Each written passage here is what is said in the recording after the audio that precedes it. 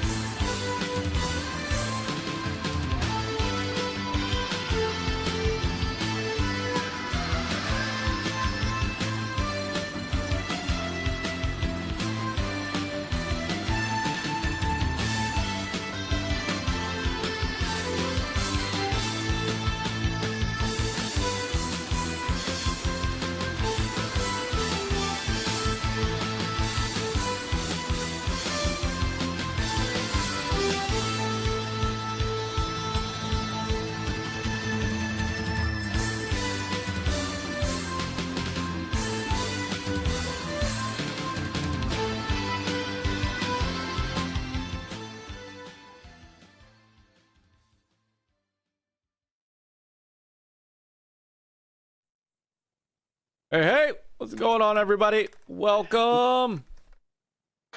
I missed the whole intro. You did. You'd be all You guys were talking. Apparently. Apparently. But yeah, It's all right. Tuesday night. It is. Show night. It's time for the Oh, show. good It is. What's up, X? Hello. What's going on, man? How you doing tonight? Playing Starfield while I'm on your show. stuff. Okay. Are you allowed? I thought you didn't want to play Starfield. You were not looking I forward to told it. y'all I'm enjoying Starfield. Well, yeah, you're I- enjoying it now. I thought he didn't want to play. Well, we couldn't get him to play Exo Primal. When Forza comes out, I ain't thinking about doing nothing else. No podcasts, no nothing. Yeah. I wish Oh, no. I wish there No, was no. another month in between. I know. No, X. Your ass going to be on here talking about Forza. You're not skipping out after Forza comes on. I don't know. Forza That's comes out. up to me and Fuzzy. We might make a show. Where are you and Fuzzy? Are you Maybe cheating you on and us? Fuzzy come here on the show and talk about Yeah. it. How about that? What are you cheating on us? Oh, wow. Look at this. We bring Yeah. you into our home. We feed you. Just You know, like I tell my We're like women. like NPCs, you know. We're used Just to like, just like I tell my women, you don't own me. Like your women. Hey, they tell you that all the time. So I like to hate it when I flip it back on them. Look, man. Does Fuzzy have a griddle? No. No, End but of Fuzzy story. got a End of racing story. rig just like me. End of story. He does not have a high quality griddle. End of story. You're going to be on with us after. I'll be in Come on. big races in Forza. I don't know what you smoking. Trust me. So. All right. Well, it is Tuesday night. Are we on there? Chris Oh, is out tonight. So we got. Trying to get Sir the X. YouTube stream up. There it is. I thought Come you on. two stream was it. Clicks on a, Okay. No, the notification popped up in YouTube for me. Just remember, a notification's only going to happen for 3 more months. Yeah, and Okay. NLG Drizzy needs to hop over to I know, Rumble. Drizzy, come on, man. If you need a parent to sign you up. What's up, Gunter? And Sean. What's up, boys? And I'm up in Rumble. What's going on, everyone? Back from the dead is here. PJ, brother PJ is up there. And Brian, how was your camping trip, Mike? Actually, it was really good. My camping trip was. I'm about to quote some water, boy. H2O is better. No Gatorade. Gatorade. Rumble Oh, is the hang on. Gatorade. Lumber is the Gatorade. Okay, you and Fuzzy can do your show. You're fired. You're fired. Oh, just having fun with you, bud. You know. Oh, I that. know. I know. Yeah, camping trip was good this weekend. I was in my element. I got to teach and run the archery range. Any arrows to the knee? No, but Whoa, here it comes. yeah, but I had to. Qeorge, what's up, Qeorge? Qeorge, go up to the Rumble channel. Don't be down here on YouTube. You were on Retro Roots' Rumble channel. Come up to Rumble. So when I run an archery range, if you've ever, so I am actually USA archery certified. So I am an actual certified archery instructor. And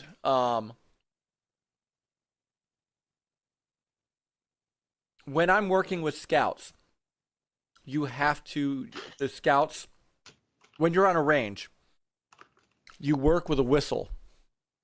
And the reason you work with a whistle is so that somebody can't shout out commands, right? Somebody can't shout out, start shooting, or fire, or something like that, and people start just shooting. So there's specific commands that the whistle is meant for. And if, so in the way it works, and I know sorry guys, now we're going to be next level archery. When you set up a range outside, everybody has to stand behind a specific waiting line, right? Then I blow a whistle twice, and they walk up to a shooting line, which is 15 feet away. And they can pick up their bow, and they can take an arrow, and they can knock an arrow, and prepare to shoot. All right, so from the shooting line, there's another 30 to 35 feet to the targets. I stand between the shooters and the target because they have to listen to me and they have to be able to see me so I can give instruction, because they're scouts. I need to actually give them a little bit of instruction. So I blow them to the line. They come up, they grab their bows. I teach them proper stance, teach them proper posture. I teach them, whoever needs to know how to actually, knock an arrow onto the bow, how to, all that stuff. I ask if the archers are ready. When I get an audible yes from everybody, then I walk behind them. I get behind the shooting line, walk behind them a few steps, turn around. I blow the whistle one time. When I blow the whistle one time, that means the range is hot. They can shoot. They shoot their arrows. So however many, this time we had 5. And then when they're done, they put their bow down. They walk back to the waiting line. Then I can blow when everybody's done, and I blow the whistle 3 times, and then go retrieve their arrows. So I give you this to tell you that one of the things to kind of break the ice with new scouts and people I haven't seen before is, while I'm standing in front of them, hey, listen to my commands. I've gone... And don't shoot. Right. Don't shoot the messenger. I've gone years without walking off of a range with an arrow in me. I'd like that streak to continue, and everybody kind of gets a little chuckle. So towards the end of the morning, and the end of when we were doing our thing, we had a bunch of people who had already shot earlier in the morning, and all the scouts had gone through once, so we opened it up for people who wanted to shoot again. And I blew the whistle to get people to the line. They picked up their bows.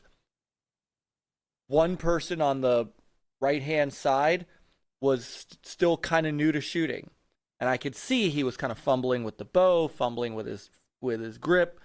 And I'm like, hey guys, give me a second. I'm gonna before I let you guys go, let me work with him for a quick second. I turn around and I walk over to the guy. Now I'm still between the archers and the target. I start walking over to the guy, and I hear out of the back of my head, and I turn around, and on the other side of the range, and there's only like 8 targets. On the other side there's an arrow in the target. And a girl that's looking at me who just realized she done messed up. Because I didn't blow the whistle to say start shooting. And she did. And so, unfortunately, I had to walk over to her. And I said, very nice. I mean, little, they're scouts. So they're, she couldn't be more than 12 or 13 years old. And I just looked at her very calmly and said, I have to ask you to leave the range. And she did. She put the bow down. She totally, and walked off the range and got her stuff and kind of sheepishly walked off the whole thing. And I turned around to everybody else and I said, this is why there's a whistle. And this is why you have to listen to the instructor. Because I could have taken an arrow. And so that's part of the whole thing. So that was my weekend. However, all that aside, I'm in my element when I'm teaching archery. I love it, and the other 99.8%, the kids were awesome, and some of them could really shoot. So Nice. yeah, that was my. It's the same thing with the swim meets. You have to whistle where the swimmers will get up to the line, and some kids they already start diving in. It's Right. like a signal, like, eh. Right. Yeah, and you can come back out and. Because anybody could yell "go" and you're right. Yeah, exactly. So and the girl later on, I caught up to her later on, and she said, "Yeah, when I'm at home, my dad teaches me because she was a good shot actually." She said, and he always says shoot. I'm like, yes, but number one, she said, I thought I heard somebody say shoot. I said no. So she was very. I mean, and from that point on, it was all good. So oh my goodness, while I was talking, people have filled up there. We got 22 people up there watching. So Bigblock reporting in on Rumble, but maybe I'll dart in on YouTube in honor of Sir X. They love Sean, me, man. They love me. They do. Sean, I also want everyone to let everyone know I now also made my own Rumble channel account too. I never heard about Rumble until Mike mentioned it. Nowadays, becoming popular now. Yes, it is. PJ says, "Don't be humble, get to Rumble." Vinny Zero, what's up, Vinny Zero? Masshole, what's going on? He's up in the Rumble channel. Panda Sub, what's up, Panda? I'm so happy I stopped in on Uncle Mike's archery technique hour. Oh my! It'll be shorter than the griddle talk. This is true. So, I hope. and what's up, brother Kurt? Kurt Bradshaw's down in the YouTube channel. So is Qeorge Games. He likes his little wrench down there in YouTube. Something won't let me chat and Rumble from my phone right now. That's weird. And Kurt Bradshaw, what's up, Kurt? And Brother Dread. Sup, everyone from the best Relic channel. Dreadful! It's not a Rumble Dread. It's not Rumble Dread, it's YouTube Dread. Oh, let Dread be Dread. He'll follow you on Rumble when you trans over. He did. He's just down there on YouTube because he likes it. Well, he might be just comfortable. He might be. So, But maybe for different reasons. We don't know. We don't ask. We don't tell. We don't know. Maybe he's like me and got YouTube on Premium. I know there's no commercials over there, but Why would you pay for that? I'm just asking. because I don't like commercials. So. And I Okay. can watch live streams without a problem. I can rewatch them without no commercials. I know you ain't got no commercials over there, but I can listen to them a lot easier with my phone off. With it just a black screen.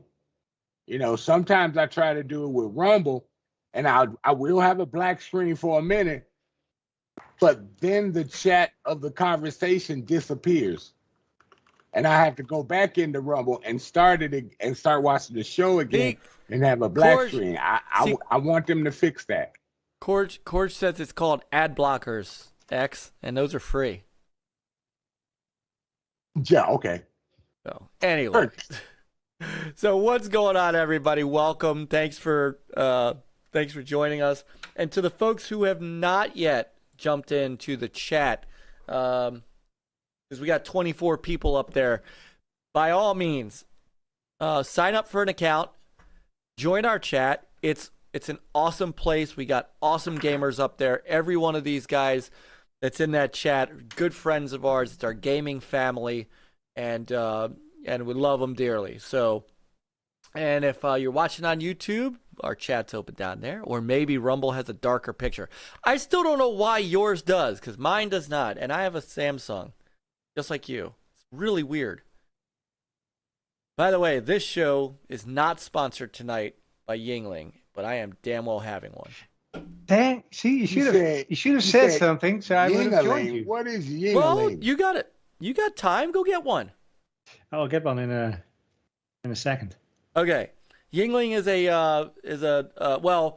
was a localized beer, like a regional beer, but they are they're branching out thanks to the Bud Light debacle. They're branching out nationally. This is a really good beer.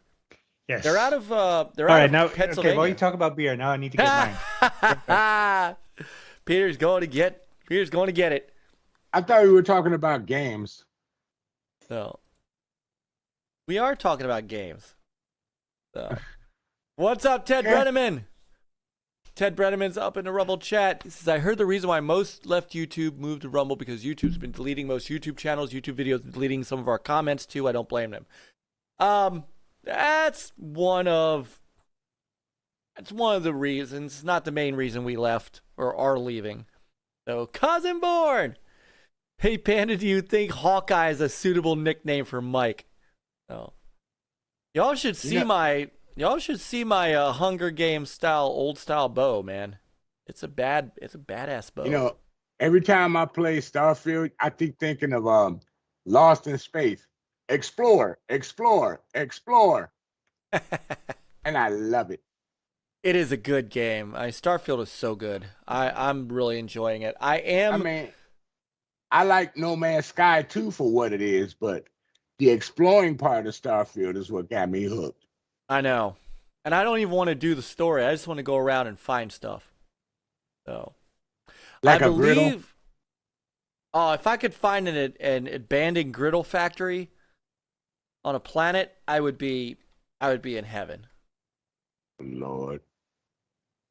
So, would you grill some of the reptiles you find on an island? Well, if they taste good. Oh, Lord. Peter, help him, please. Help him. It is, Ted. It is one of the oldest breweries in the country. It's also one of the largest. So. I didn't have one cold, so I'm drinking a all right, what do you got? Lana Salvador Double Buck. Ooh, very nice. All right, ready? Count of 3. Oh, you already opened yours. All right, that's all right. You got a bottle. That's all right. I have a bottle. Hang on. Yeah, because beer is already in a glass. That's all right. Or in a glass. So, I gotta try their Hershey's chocolate porter. Cheers. It's good. Oh, that is. All right. So, I know what we've all been playing. We've all been playing Star Wars. Gunter!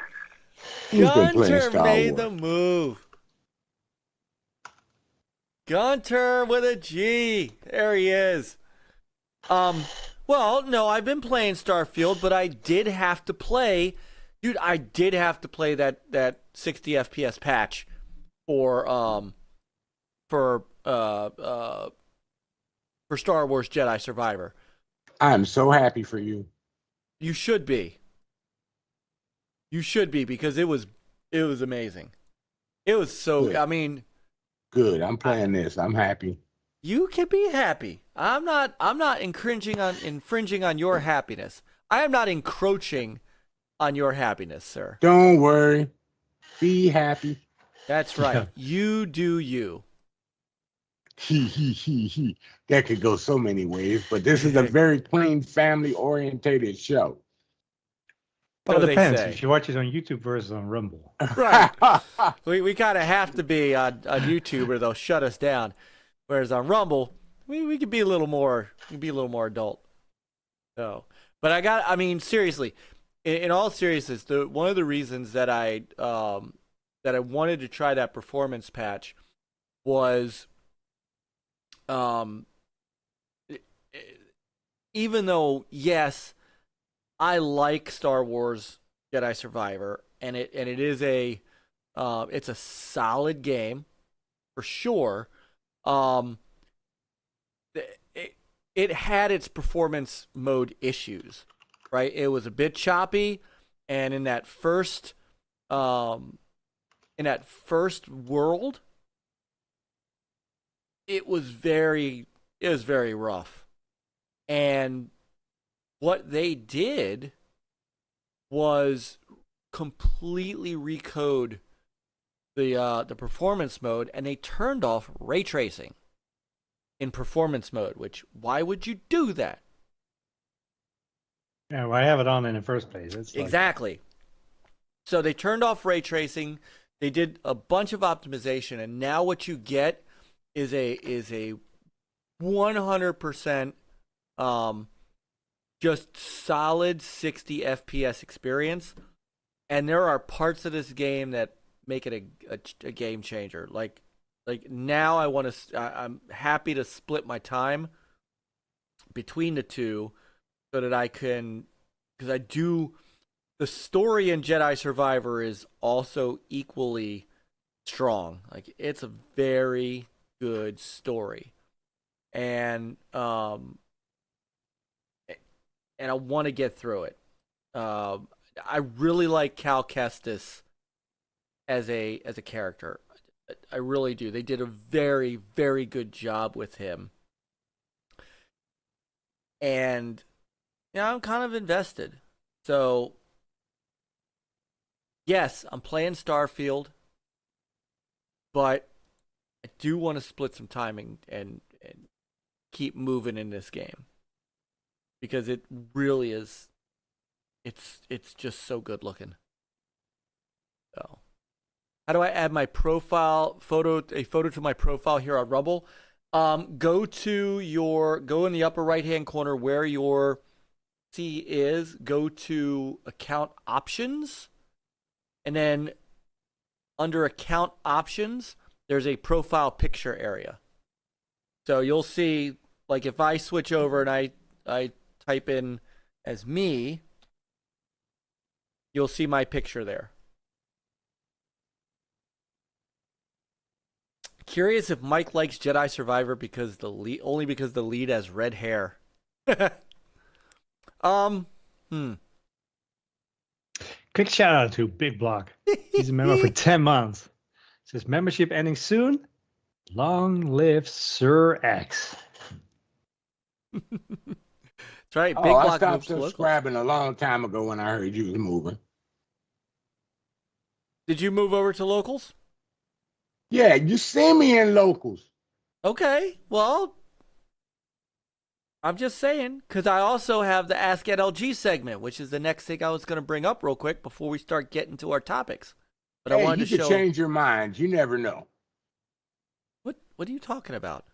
Change my mind about You what? could Rumble. You never know.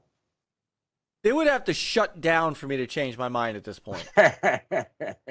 Dude, I mean, seriously, I'm perfectly happy there right now. The people there have been fantastic. I mean, we've met and we had on. That's why I couldn't have you on last week, because we had Silver Fox Gamer on last week, who was on. If you would stop using Skype, you could have more people. What? I can have it. You're going to have 100 people here. Yeah, I can have. You can't have 100 people on Skype. Dude, Yeah, why not? Dude, there's been times when I've had 10 people on this show at the same time. God damn, son. What was that topic? Post Amico Fest in 2021. Oh, okay. Yeah, never mind. Yeah, so we okay. We've also had, 6 or 7 people when we've had an E3 showing or something like that. So, speaking of which, we're going to talk about that tonight. Sorry. I know. I can't wait for that one. Yeah. So, All right, so while speaking of locals, I'm gonna kick over to that real quick. While I'm doing that, Peter, if you would. Oh, hang on. I'm covering up one of my screens here. The next topic is Ask NLG. Ask NLG. So we're gonna do this. This is a segment that we're gonna do each show, and on locals, we have for our supporters, which basically, again, if you were subscribed to our YouTube membership and you were doing the $1.99 a month for the YouTube membership, locals is the same cost, so it's $2 a month, but we could do so much more with the community. And so what we do is every Friday I open up a post for Ask NLG, and then I open up a live chat there, away from the toxicity of social media, of Twitter and that kind of stuff. And you can come in if you're an NLG family member, and you can ask a question that we have to answer. That we should answer. Within reason, right? You could ask us about us. You can ask us about something with the show. You can ask us something. You just ask us something specific. So, something we're not talking about. So this week, our Ask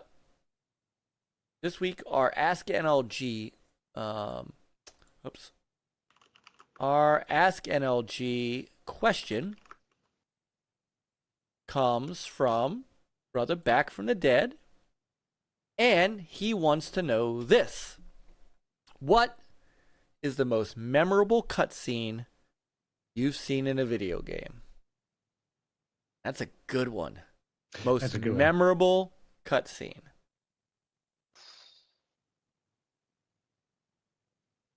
Who wants to go first? If you need a moment, I'll no, I can go memorable first. cutscene in what? In a video game. I'll make me last. Got to figure it out. There's been a lot of cutscenes, dude, in the games. All right, you three. I'll go first. There are actually two. One of them is The Last of Us 2, all the way towards the end.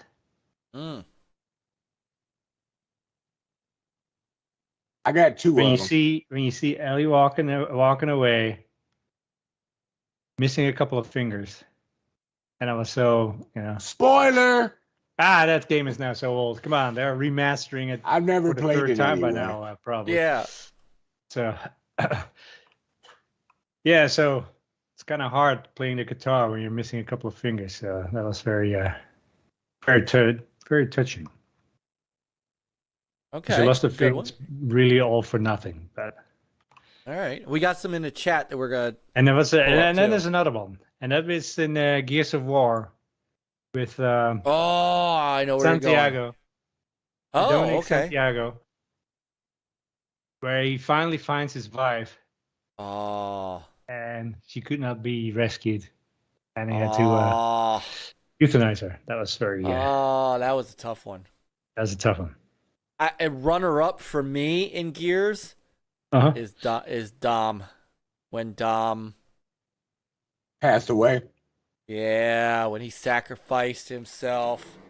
That was a tough one.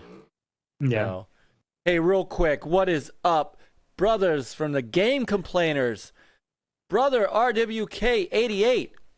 Oh, can DJC ask questions about Pac-Man? You can. I don't know if we can answer them. Brother Yobi, peace, love, life. And by the way, I told got Yobi 3. this. I told Yobi this. I don't know. X-Man, you're not a wrestling fan, are you? I wrestling? used to be, not anymore. I don't do All right. the new wrestling. I don't like it. So it just so happens, and this is really cool, I started talking to the guy at my local gym. I go to Planet Fitness. Yes, I know. It is an I actual gym, love folks. Planet Fitness. Love Planet Fitness. So I started talking to this guy. He's helping me out. He's giving me some pointers and stuff like that. And then we were talking about what we did for a living. Dude makes the belts for AEW wrestling, All Elite, and for Ring of Honor. And he was showing me how he, like, pictures of belts that he's made. And he makes them in his garage. He's got a whole setup in his garage. And then he shows he's got the wrestlers take pictures of him wearing them and holding them and send them to him. It is so freaking cool. So, just an aside. Yeah, I watch AEW, so. Okay, so, yeah, that is badass, Brother Yobi. All right.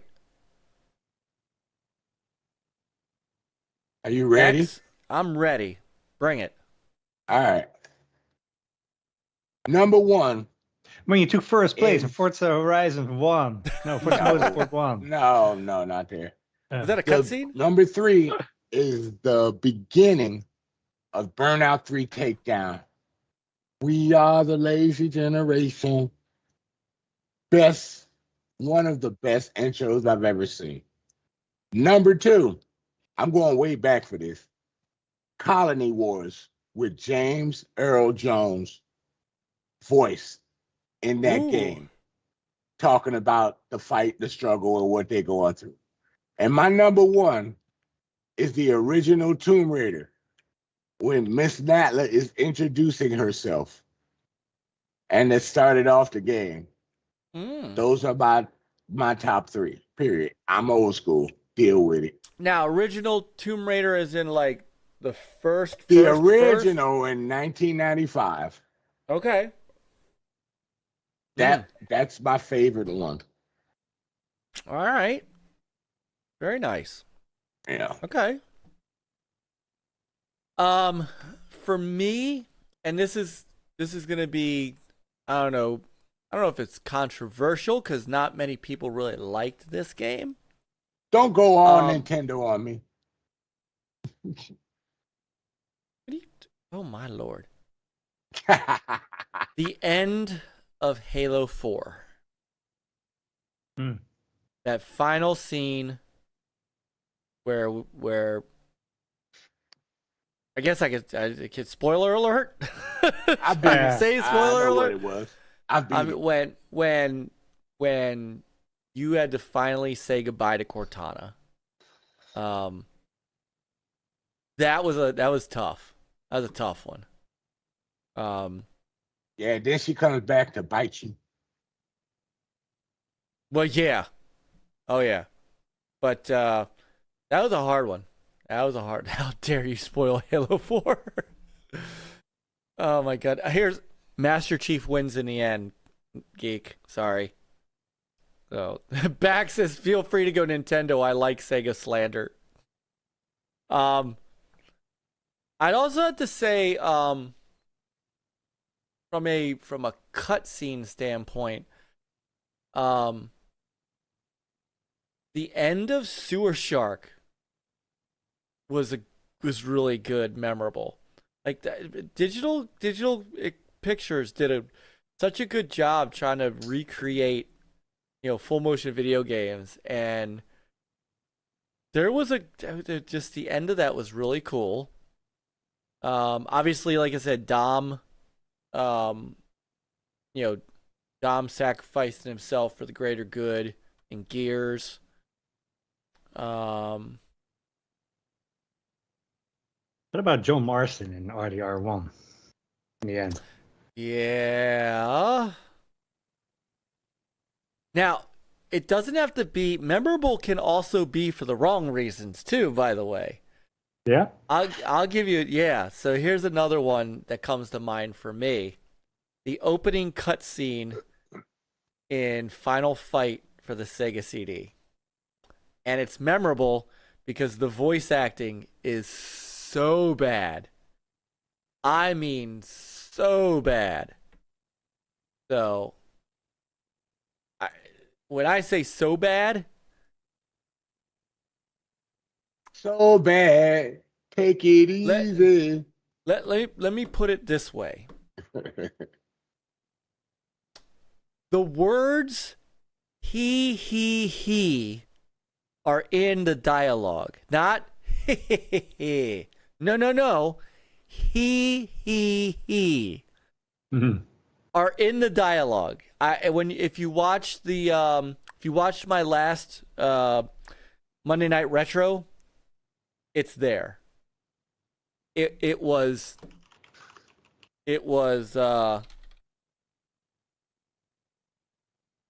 memorable. So there's that. So before I turn over to the chat, what do you guys got? What else you guys got? What other memorable cutscenes? Because Gunter says the beginning, the open, which, you know what? Now that I think of it, he says the opening of Halo Infinite. That's a good one. Yeah, that's a good one too. That's a good one. So, what's up, brother? Daddy Jay is in the house. What's going on, Jay? There's been so many good ones, man. It's kind of hard. Except that one kind narrow of got a some little of them down. spoiled, though, from Halo Infinite because of the, all the videos that they showed before the game released.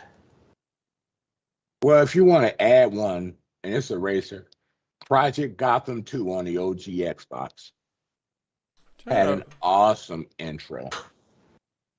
Okay. I love PGR2, man. I know life that game so much. I spent 2 years in that game online with friends. Oh, there is one I cannot forget. Split Second. The opening for Split Second was so heart pumping, man. I was like, what kind of game did I get into? And everything about the game was perfect, dude. All my friends gave it a 10 out of 10 at the time, dude. Like I said, we spent 8-9 hours a day playing that game. Almost as much as Starfield, dude. It's that intro that pumps you up. Gunter says, okay, so we're understanding here that Sir X-Man loves his racers. Yeah. I have another one, Mike. All right. Summer Games by Epics. Oh, yes. Remember when it's like the opening scene, lighting the fire, the dust flying away, and then in the closing ceremony where you have the guy in the jetpack and stuff flying around. Yes. That was mm-hmm. And then Winter Games when they were doing it in the snow. Yeah. SSX, you can't forget SSX. You cannot forget any one of the SSXs. Cutscenes? I didn't know there were cutscenes in those games. Yeah, when you go through certain events, yeah. Okay. Yeah, there are cutscenes in there. Plus that intro was fire too. Yeah, Jay says the opening of Halo 5 Guardians. Oh, I agree. That was actually pretty good too. I still love Halo Guardians because that was Locke, and that was the guy that Nathan Fillion's character played. Yeah, I keep all of the Halos. I keep the Master Chief. In fact, Halo 5, and I keep the new Halo on my hard drive. I do not ever delete. Because you know how long it takes to re-download those games? So, in fact, I would argue that the fight scene with Master Chief and Locke, it was rigged just like a wrestling match.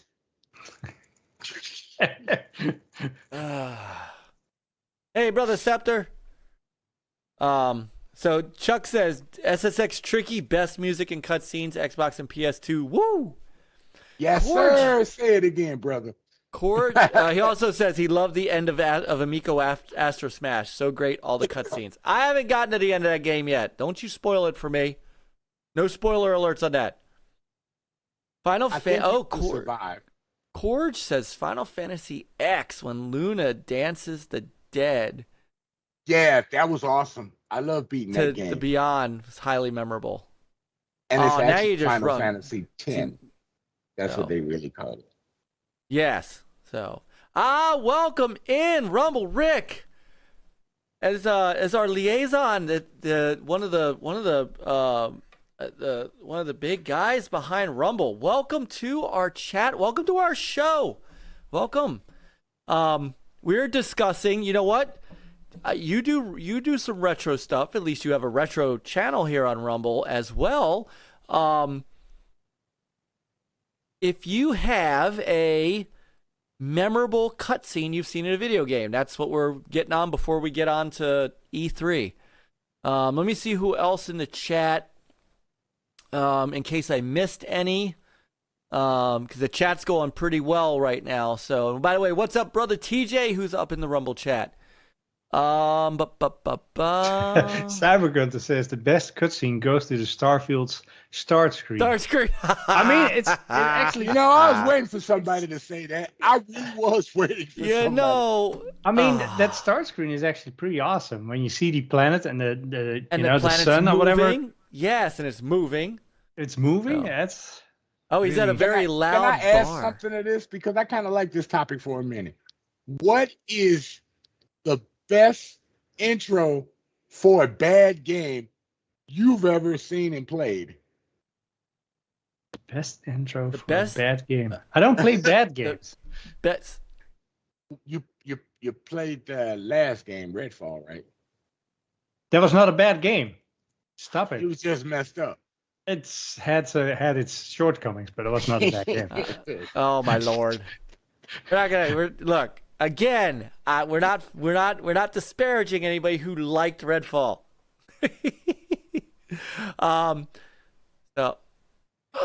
Whoa! Whoa. Relic is now a monthly supporter. We appreciate your support. Oh, thank you. That's a hard topic, though, right there, though. It really is. Yes.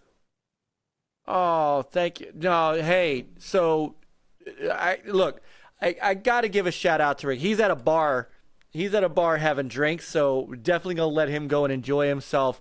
But this man right here works extremely hard to help bring Rumble to where it is, and he has listened to us as content creators. And a lot of things that are going on because of what guys like him and the team back there are doing. And tomorrow, one of our friends that I met on here, Lumpy Potato, he's actually going to be at their studios doing the very first gaming stream live from their studios. So, Nice. Yeah, we're here to put. And Rick knows this, we're here to put gaming on Rumble's map. We're here to, between me and you, Peter, and Chris, and you, X, since you're a de facto part of this show, you know that. Lumpy, Silver Fox. Yeah, the Mike Uncle Mullis show, Pudge. that Yeah, show, the Mike Mullis show. Stop it. Between all of that, between Lumpy, between Uncle Pudge, and Gamer Girl, all these guys, we are here to bring gaming to this platform. So, Rick, as you know, come January 1st, Rumble is the only place all of our content will be. So, thank you for everything. By then, so I'm good. There you go. You'll be able to. For you, it'll be 9 a.m. when we go on, 9:30 a.m. So. Yep. And thank you for the subscription, Rick. That is not necessarily true. So, yeah, by the way, tomorrow night, make sure you click on DJC Game Studios' channel.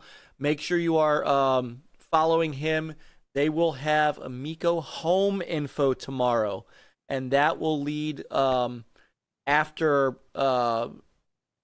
they get done talking about Amico home.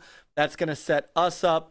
We are going to bring Rumble the very first full live stream of Amico with me and my kids. That Chuck's done some live streaming on his YouTube channel.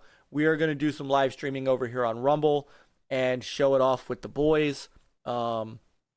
It's going to be a great thing. So, but make sure you check out Amico Forever tomorrow night, because that is where you want to get your information about Amico Home. So. I'm waiting to buy that Atari that takes cartridges. Oh, the 2600 plus? Yeah, I'm waiting to get that. Nice. Nice. That's All gonna be right. awesome. Report Dude. on that. Yes, yeah, you're gonna have to give us a report on it because I, with all respect to Atari, and I've got a VCS, I have no interest in that particular console because I don't have any cartridges, and I'm not really. Tons of cartridges. Yeah, then it makes sense. You know, if you have a ton yes. of cartridges, then heck yeah. Yeah, if you have all and exactly because the HDMI output. Do you have the upscaling- Atari cartridge, or do you have to go to Mexico and dig it up? Yeah, I got like 100 and something Atari cartridges too. Wow. Wow, so I even got like 3 copies of ET. Nice. Not as bad a game as people want to make it out to be. So Just like Redfall. Oh, you got jokes today, I see. I always have jokes. So I'm here on the show. I'm just for the few jokes. Most of them fall flat, but that's okay. All good. So, all right. So, any other memorable cutscenes in video games? Man, I've played so many video I games, know. man. It's kind of hard. All right, so don't forget, folks, I'm just going to show it real quick before we go. If you would like to get a question asked of us, please head over to our locals channel. All you have to do, actually, if you are watching on Rumble now, just simply click that join button below. Look, as much as I love that Rick did that, and look, here's what I'm going to say about subscribing to our Rumble channel. It is in good conscience, we're not 5-day, 7-day a week, 8-hour-a-day streamers, right? We can't do that. We have full-time jobs. This is our hobby. This is our love. I can't, in good conscience, ask people to throw $5 a month down on our channel. I can't. If you do it, then if we start getting people to actually do it, then I'm going to start putting up, subscriber emojis and stuff like that. What we would rather you do, honestly, is support us on locals, right? Because there we can actually be a full community, right? It's instead of just subscribing to our Rumble channel and that kind of thing, come over to our locals and actually be part. You can interact. You can, we have the live chats we're opening up. You can ask those questions. There's behind the scenes stuff that we're doing. Come over and be part of that. Think of when we first talked about it, I talked about it as kind of an enhanced YouTube membership, but I've been kind of rethinking it. To me, it's like a private club. And your membership to that private club of the NLG family is $2 a month, right? It's the same thing as we get, we were getting on YouTube. But it's like your private clubhouse, right? You guys get to come in, you guys get to post things, and you guys can live chat and you can interact with each other, and that's the goal. Oh man, Chuck's coming for our numbers. I am not a legend. Good Lord. We're not a legend. We only have 26 people watching right now. We can get to 50 sometime soon. So, you guys are gaining so fast too. You, Panda, Chuck. Soon as Nick gets his stuff kind of straightened out, he's gonna start jumping up and subscribing because this is where we're bringing gaming into it. So, speaking of that, let's get to our next topic. Peter, what's up, King? Our next topic is the end of E3. We finally have a nail in a coffin. I think so. based on what you showed me, let me bring that up. Let me go grab that post. So E3 bought it on themselves. well, it's also the times, right? It's not just that there's nothing special about it anymore because it's not a media thing. As much as it is, and media is not what it used to be, where everybody with a camera can take pictures and videos and stuff like that. So, I don't know. So here's what's going on. Let me just bring up a. Wonder if I have any E3 videos that I can show, like from E3 past. Let me see. I don't know if I do. I mean, I've obviously have pictures. I don't really know if I've ever taken any. I mean, I've got some footage that I took a long time ago, of like,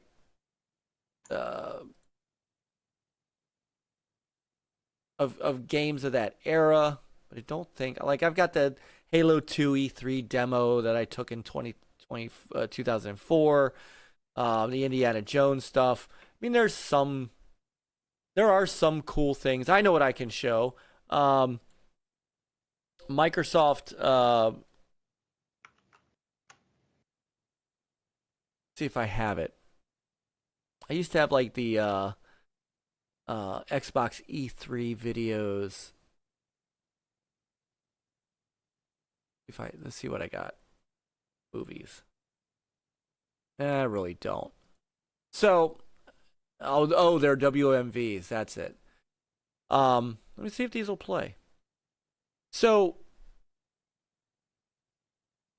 according to Games Industry Biz, which unfortunately I'm losing some respect for other things, ReedPop and the ESA have parted ways. So, right now what they're saying is an E3 2024 might still happen, but it won't happen at the LA Convention Center. Good. So, which, yeah, I agree with that. It's not. So ReedPop, I don't know what happened. They signed a multi-year deal last year. It was supposed to be a big thing, right? It was a big announcement. It was a big to-do. And they never got E3 2023 off the ground and ended up canceling it. So I don't know. I think this is it. I can't. I don't see a way. I don't see a way back. Right. Once again, everybody is doing their own thing, and it's easy to just have your own show whenever you want to have it. I just don't. I don't see. And if they have a E3 2024 and it's a smaller show, it's not going to attract. It's not going to attract what it needs to be. So, you guys are also thinking this could be more or less the end of the line, right?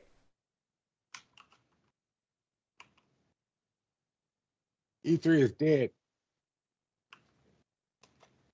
I'm gonna say E3 is dead. They brought it on themselves. LA is too expensive, dude. It's just too expensive. But it has been. And going to the West Coast instead of having it in the middle of the country, if you had it in the middle of the country somewhere to make it easier for people to get there, because most people don't have that kind of money that they have on the West Coast to attend to it, And I know that your big companies are out there that represent tech and stuff like that, but it's just too much for people to afford. The flight, the reservations. A lot of people don't have family that live in California. A lot of people that have family that's close in the middle of the country, but not in California. So it gets to be, and that's why they were, losing a lot of people. And then plus they charge you like $400 to $600 just to get in. That's just ridiculous. And then they jack the prices up at the hotels that you want to stay in the minute the convention comes. And then the taxis, if you have to take a taxi, get jacked up. And LA is already expensive. Mm-hmm. So they Which I know has a lot to do with it. Put themselves in that bad boat, dude. They did.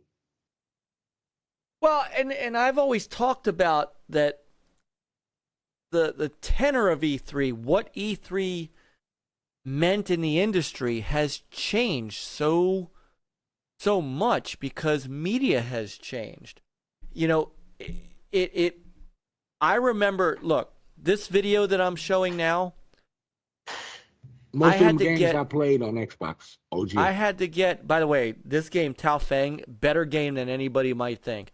I played it. It's a good game. I had to get this off of like they handed me a CD with this video on it, and I had to put this on our server, right? This is pre-YouTube, so that's why the resolution on that is so crappy. The worst Superman game in history was Superman 64. No, you just saw the Superman that they made for the OG No, Xbox. Superman 64 was worse. But this was a great game, by the way. I love that game. No. So, yeah, no, I meant the one before that, which was Quantum. That's Quantum what Indiana Jones was. Well, no, Indiana Jones was awesome, but Quantum Redshift. Kung Fu Chaos with Quantum Redshift. This was this game. It was a Wipeout style game. Yeah. Fantastic game. Really solid. But and Indiana Jones and the Emperor's Tomb was awesome. It's on Xbox now as in Game Pass and backward compatible. But the way I had to work these videos, I had to do actual journalism work. Now, game journalism, the state of game journalism. My mother loved Toe Jam and Arrow so much. I did too. So much so that the guy who did the music for 3 sent me the chords. Sent me the chords. Yep. So, this was back when we actually had to write articles and stuff like that. The show doesn't have the same meaning when anybody could just walk in with a cell phone and take video, or when a company, as you're saying, X, and I've said this before, it's so expensive to put a booth up. There's my game right Outlaw there. Golf. Outlaw Golf, baby. Yeah. Yep. Man, beat your caddy, baby. Yep. Why spend millions of dollars on a booth and a press conference when you can rent out your own theater? Oh yeah, when you can rent out your own theater and you can have your own show whenever you want, and it costs you a fraction of the cost, or you do what Nintendo does and you do a Nintendo Direct and a Nintendo Playhouse, and people will watch. I mean, how many people watched the their E3 conference and their and Xboxes and their Starfield Direct? It was a ton. I said this in the chat. I think they need to bring E3 back where it started, the Consumer Electronics Show. I'm sorry. They need to bring it back to McCormick Place in Chicago, dude. I'm sorry. But it wasn't, it is still not that expensive. A lot of people got family members that could come. You can come to the middle to the middle of the country from either east or west. It's in a central location, you know. And I know cost of living is up everywhere, but for an event like this, it's not as bad as LA and New York, you know. And they have a beautiful convention center. They got multiple areas in the downtown area where they can show other things, and people could go do things after the convention is over in the Chicagoland area. I'm not trying to support Chicagoland for, advertising or anything like that, but I'm just saying, put it in a central location in the country, instead of having people that live east flying all the way to California. And those are most of the people that go to E3 as far as the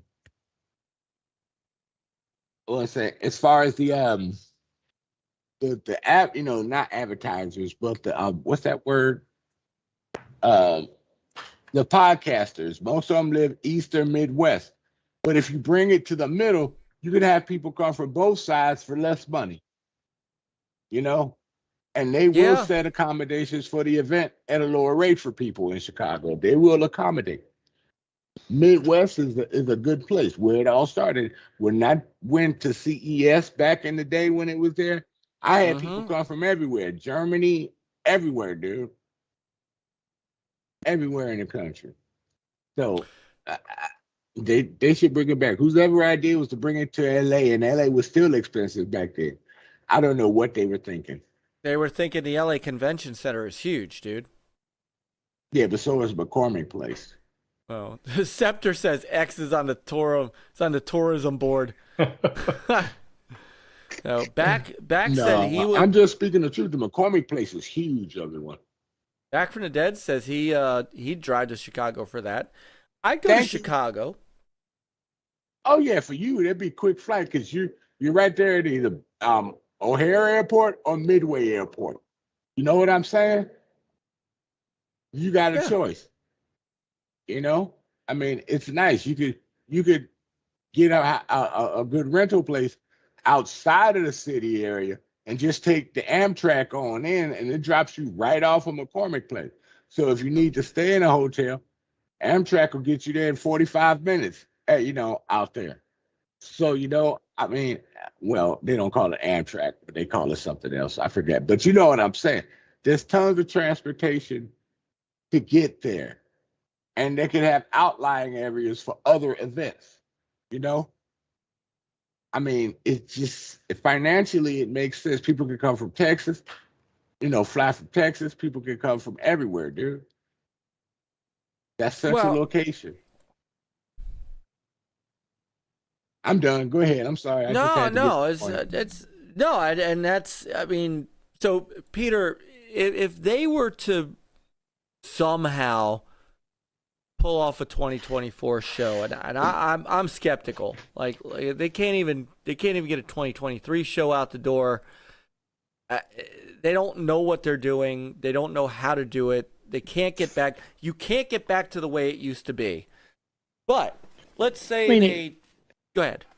No, I mean, even if they were able to do a 2024 show, it's like, are people really showing up? Or more skeptical, and basically it will fail by definition, If we go into a recession, it's going to be hard to anybody to go to E3. Well, that's it. But I mean, if 2023 there's nothing and other stuff, I mean, I don't know how much faith people will have, even if they would be able to put out a good convention, but.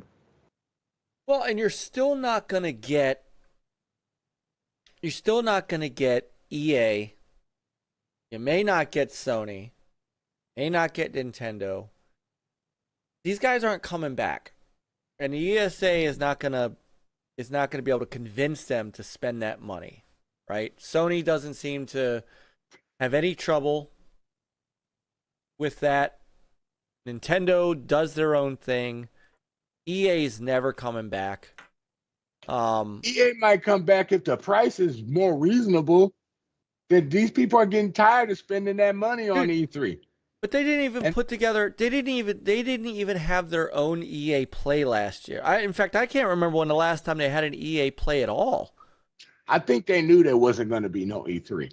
I think a lot of them knew that for what they were offering for E3 was not enough. That's what I think happened, Mike. Well, what is enough? I mean, what? It was too much, and they couldn't afford it. I mean, you're gonna have to spend a ton of money. Yeah, but every year the price of E3 was going up and up and up, even for the game developers, even for the people that had booths. It was ridiculous, man. And they took away the booth babes. That was the downfall. That's what everybody's saying right there. They took away the booth babes. And they did. You know, they're just taking things away, but not giving people benefits for the price they keep jacking up. You know, you do that with anything in life, people gonna walk out on it. You know, so they don't see the revenue advantage in that situation. Right. You know, and that's a big problem. Sony would have to show something, would have to have something to show they don't give Jeff Keighley first. Damn, back. So, Jeff who? Who's Jeff who? I know. EA Play is not a thing right now. And Scepter says, what about PAX? How are they doing? Oh, PAX is phenomenal. Well, hold on. Wait, hang on, though. Don't forget, PAX dropped their entire South show, so they're not lighting it up either. All I did was see people go to PAX everywhere. Yes, indeed, but you know, PAX East is usually pretty well attended. PAX West was good, attended good too. PAX West, yep. PAX South you got shut down. That's why you heard PAX is trying to start their own, thinking about making their own E3 event. Well, you know who ran PAX was ReedPop. Who is that? I don't know. Those are the people who just failed to do it E3. Oh, okay. And I'm not saying they can't, and you do see larger developers and publishers starting to go to PAX. Yeah, because they want to show off their stuff. And it very well may be that that's where they go to get their stuff. I remember when I took this video showing off the PSP. Yeah, it ain't like the one they're giving us now. No, I tell you what, this was my favorite handheld. The PSP was such a good handheld. No, the Game Gear was my favorite. I actually love the Game Gear. I like the Game Gear. I'm no disparaging the Game Gear, but the PSP was my favorite. Yeah, PSP was good, but when they made that PS Go that was all digital, I was like, what are you thinking? Yeah, that didn't make it. No. So. But nah, E3 will come back in some iteration eventually. It will, you know, because the market, the market, the people, the media, they demand an E3 style showing. So it might not be next year or the year after, but it'll be back eventually. But hopefully not in Los Angeles. But I mean, seriously, do you guys really think that they'll come back with another show? Do you think that there's an appetite for people for companies to spend money on a show? Because that's really what this is all about. Spending the money to be part of that show. Somebody's got to do that. You know why? Because gaming is bigger than movies. It is right now. It's making Right. more money than movies. Right, as an industry. But you still have to justify paying, let's say $10 million, right, to set up a booth, for all the things that go along with it. I mean, there's got to be an incentive for companies to show their stuff where they don't just have to, where they wouldn't just have their own digital show, or in Microsoft's case. The first event, Mike, that they make, they're gonna discount it really good to get people up in there. You think? Yeah, they want to have it filled with a lot of things people want to see. So and that'll work. You could come in with a thing, or like they used to do, or buy a ticket at one of the ticket booths that they have, and just get you a ticket for a one-day event. That makes money too, instead of having people, with nothing but 3-4 day passes, at a high price. If you get people that just wants to come and see it once, that's perfect. That'll be your local people. And then your other people that are going to be there for the duration, they'll get the bigger 3 to 4 day ticket, which will also make you money also. There's ways around that they're not paying attention to. Some people just wanted to come see E3 for one day. There was no one day thing. Either you sit in 3 days, or you try to get early access before the crowds get in. A day before the crowds get in. So there was no hope for the regular consumer. You know what I'm saying? But there was no one day for E3. Well, because remember, E3 wasn't a consumer show. It was a media show. It was the Electronic Entertainment Expo media show. No, first E3 was I know what you're talking when they changed.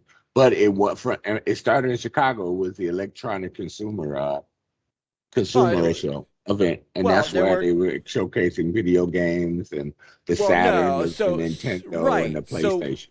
So what happened there was there was the summer consumer electronics show, there was the winter consumer electronics show. Right. I went to Chicago once to a summer CES. They changed. You had fun, didn't you? It was a fun time. Mm-hmm. They changed. They branched off to E3 so that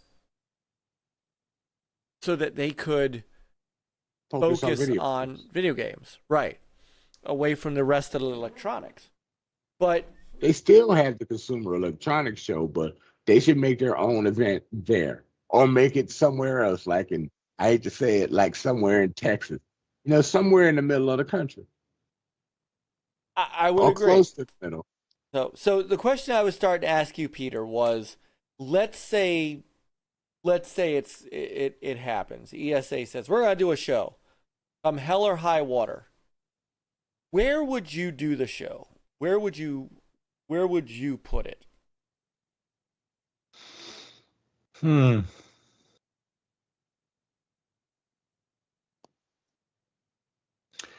question. Don't say your hometown. No. I would absolutely say Baltimore if I could. But that was there's no show. Over it. But we have a convention center. But is it big enough for E3? That's the question. Mm-mm. No, right now E3 is nothing. So right, exactly. So it's big enough. No, not even. It's honestly not even close. It was a good convention center, but it's also very old and worn out. Philly is a place where a lot of conventions happen. Philly would be a good place. Playing from Sir X-Man's S21 Ultra. Sorry. Houston, Texas, I think would be a great place for a show.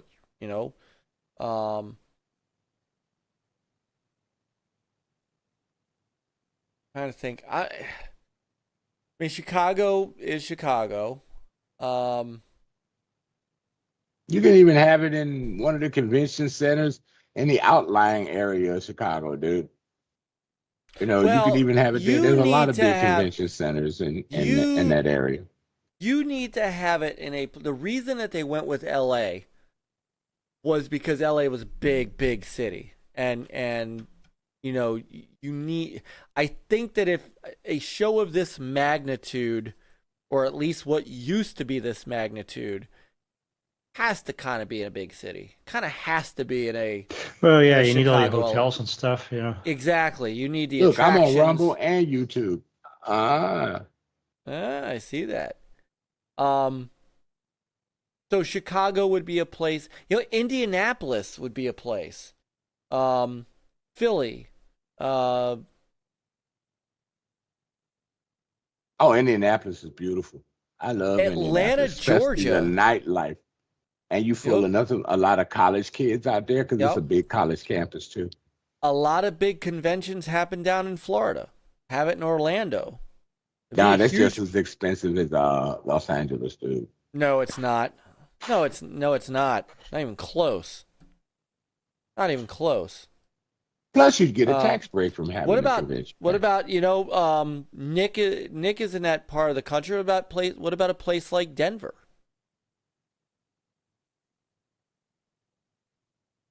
Mm-hmm. You know, like you can't. Seattle wouldn't be a bad spot. Seattle's way far away. And it's just as far as away as California. No, I mean, LA. It's a much farther. Like for me, it's actually a shorter flight to LA than it is to Seattle. For where I'm at, I tell you, the distance to Seattle is an extra 2 hours flight than it would be to go to LA. So a Midwest or Central Zone time zone area would be perfect for you. Yeah. But I mean, you're not going to have a show like this in like Kansas or Kentucky. Nah. You know, what about Nashville? You're from that area, X? I'm not from that area. I'm from Chicago. Well, but you live in Nashville or No, thereabouts. I live in Memphis. Memphis, all right. But Nashville does. I don't know if they got the convention center that could match what LA and Chicago or New York has. That's the problem. For that size, and you're going to put it in the summer where most people visit Nashville. Oh. You know what I'm saying? That's going to be tough. So Scepter says there's only a few cities that could be on the list. You need direct flight. That's a good point too. You need direct flights into the city. Dallas, Texas is one. So Sean says Atlanta, Georgia. I agree. Florida. They could have New York. You could do New York City. That's a big city. It's just as expensive as LA. They really are. New York City is, yes. Atlanta, not so much. You do Atlanta. He also said Atlanta in Japan, airport is the worst in the country. Yep. Oh, is it? Oh, I didn't know that. It's the busiest one. Really. If I stay in Memphis, it only takes me like about 5 hours to get to Atlanta. I'd be okay. Yeah. I can get to Atlanta in 7 or 8 hours. E3 in Japan as well. Well, there's Tokyo Game Show, so yeah, they got an event. Yeah, they got that. Where else do you guys think in the chat? Where else do you guys think? I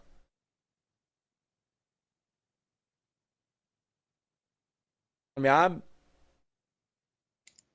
you gotta choose an area with the hospitality, with the restaurants. You gotta include those into the equation. Yes. Dude. The hotels for the accommodations. Richmond, Virginia. Richmond. That's a big city. But do they have enough facilities to handle facilities in the same regional area to handle something like that? That's the question you got to ask.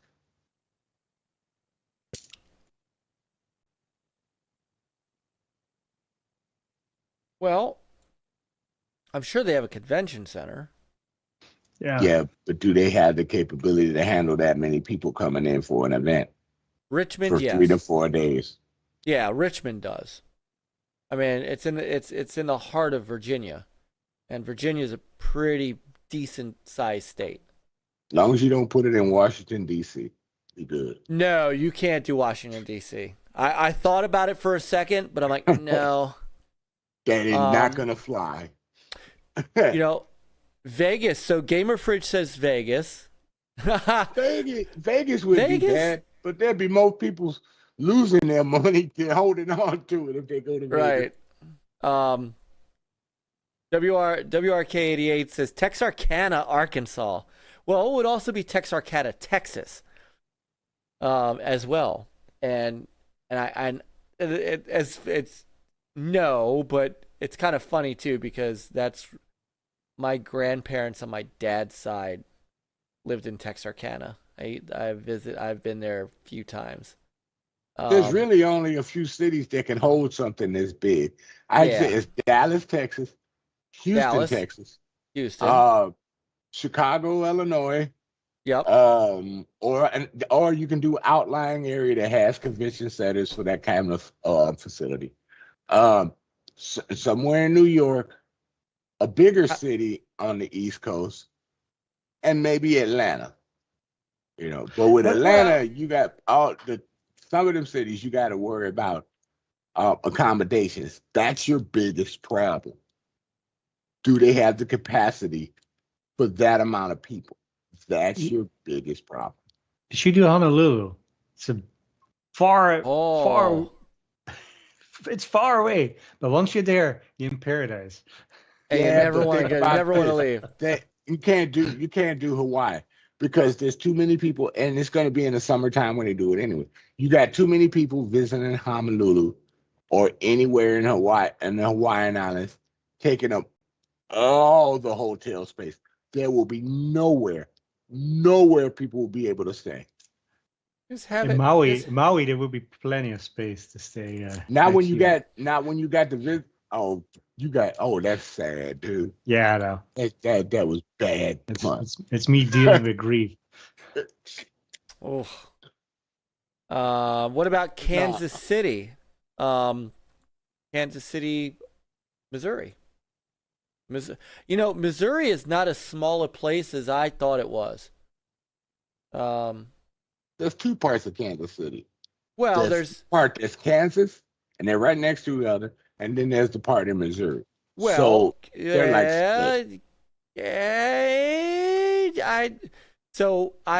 one of my folks that I work with lives in Missouri, lives in St. Louis. He would disagree with you. It is on the line. I know where it said. I drove past them all the time. I was over there. And you can actually go to the Kansas City part. I mean, the Kansas part. And you can accidentally go to the Missouri part. If anything, they'll have it in Overland Park. Oh. What about Detroit? Anchorage, Alaska, Branson, Missouri, Scepter. What about Detroit? Michigan? I don't know, dude. That's a tough one. Detroit's a tough one to call. I mean, I know this is an odd one, but they had the Olympics of all things in Salt Lake City, Utah. Salt Lake City is big enough. And if you think about how many people they had to have for the Olympics. Yeah, but they set up things for Olympic things. Cypher. They didn't set anything up for other events. You know what I'm saying? As big as E3. You got to think about remember how Hold big it. Whoa, E3 is whoa. Hang on. Hold a phone. X. Yes. Are you... Make sure I understand what you are saying. That the Olympic Games... Yeah, but you're not going to have E3 in a Coliseum, dude. No. Coliseum. What are you talking about? Oh. There is a huge there's a huge convention center in Salt Lake City. Salt Lake City my point is they hosted the Olympics. There's no way. There's no way. And so LA had E3. Salt Lake City could have E3. I rest my case. The defense rests. I can't believe you said that. Actually, I can believe you said that. That you actually would. I don't know why I'm not feeling Salt Lake. Oh. Scepter says they have the infrastructure. What's going on, _55? What's up? What about California? Well, California was the home of E3. I think the biggest issue with the real reason that they went to LA is because it is a huge city, but if you think about where I'd say most of the big developers and publishers are, they're in Redmond, Washington, Microsoft. They're in that area, right? Now, with some exceptions, obviously, Bethesda. But most of your publishers are in California. So it is easier to have the show where, if they went back to a place like Chicago or even to Salt Lake City or, let everybody have a middle ground. Right.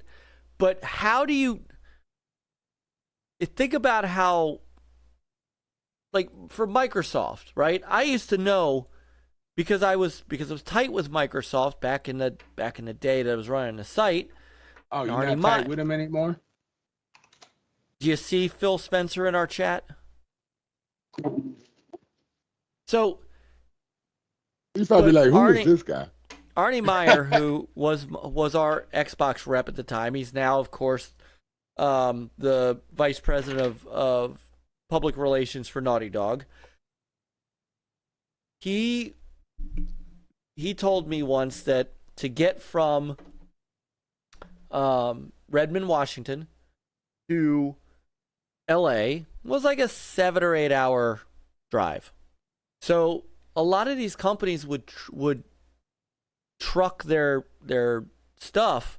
They would rent, of course, the booth stuff, but then they would truck their Xboxes and all their signage and all that stuff. Trying to get that on a plane, especially in this economy, to get to... Yeah, it's going to be expensive. Yeah. Well, here's one thing about McCormick Place, because I used to work there. They have, if you make it a permanent place, they have a unionized warehouse where they store stuff for people for yearly events. They store it there. Right. But you got to get it there. Well, for the first time, you're going to have to get it there. That's the thing. But if they see that it'll be a store, just like E3, they store stuff too. But if you're going to store it at an event and you're going to make that yearly place for the event, then once you move it once, you don't have to move it anymore until next year's event. You got to pay a storage thing and all that, but that's still cheaper than moving it all the time. And I think that's why a lot of people were stuck on E3. But with E3 gone, they're going to be moving their stuff out because they're not going to want to keep paying that storage bill. Well, they're you know not what I'm saying? They're not storing anything in LA now.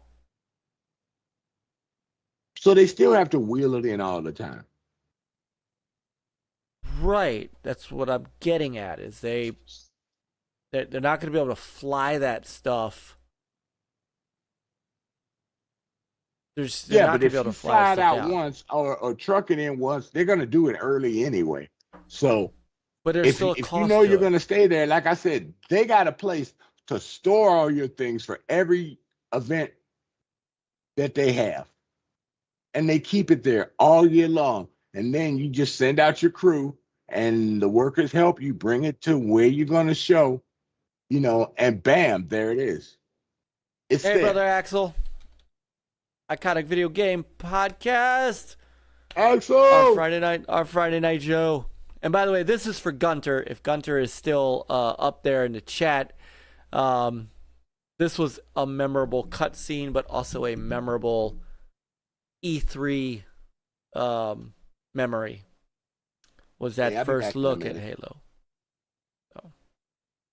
Cool. When you get back, we'll go to the final topic of the night. So, and I remember this cutscene. It was a good one.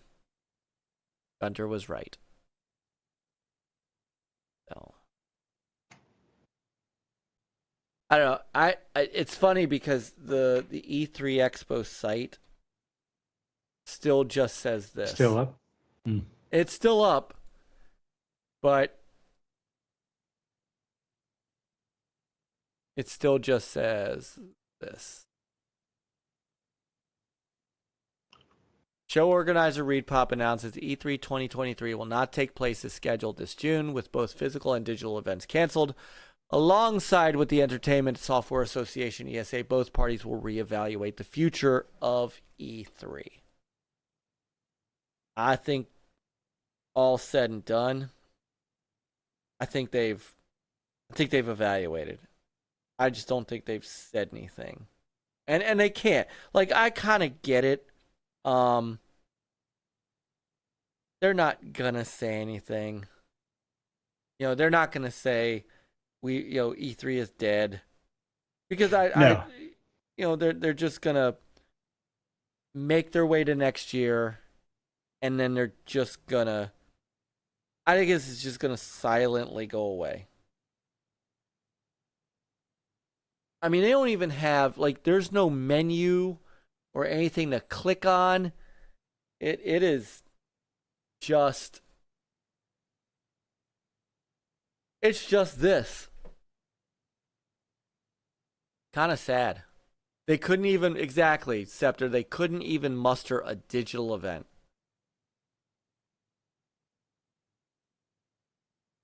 Yeah. Oh, It's the end. it is. And it's,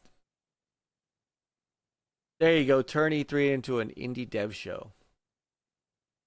And in honor of being on Rumble. Well, the whole dev scene is in shambles. With the whole Unity new pricing. Oh, that they Jesus, yes. And Nick wanted us to talk about that tonight. Maybe while X is doing his thing, we can cover that real quick, because that's a disaster. Hang And on. the thing is, it's changing continuously. It doesn't look like they thought it well out. So they. No. So what's the latest? Because what you... The latest what I found was they, because they want to charge you like 20 cents per install, right? Yeah, That was here. early in here's the morning. It was 20 cents per install for every install.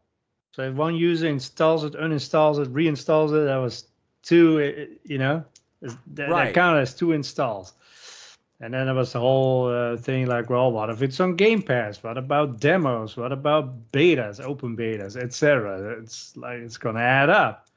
Yeah. And then, like, I think about an hour ago, they started grouping it more together. It's like demos would not count, Game Pass would not count. So did they update this? Individual, if you install, uninstall, and reinstall, it's only counted as one. Oh, here we go. Here's the so actual. Still, all right, we're gonna take this directly from the company themselves, from the horse's mouth. So they will introduce a new Unity runtime fee that's based on game installs. We will also add cloud-based asset storage, Unity DevOps tools, and AI at runtime at no extra cost to Unity subscription plans this November. So games qualify for the Unity runtime fee after 2 criteria have been met. The game has passed a minimum revenue threshold in the last 12 months. And the game has passed a minimum lifetime install count.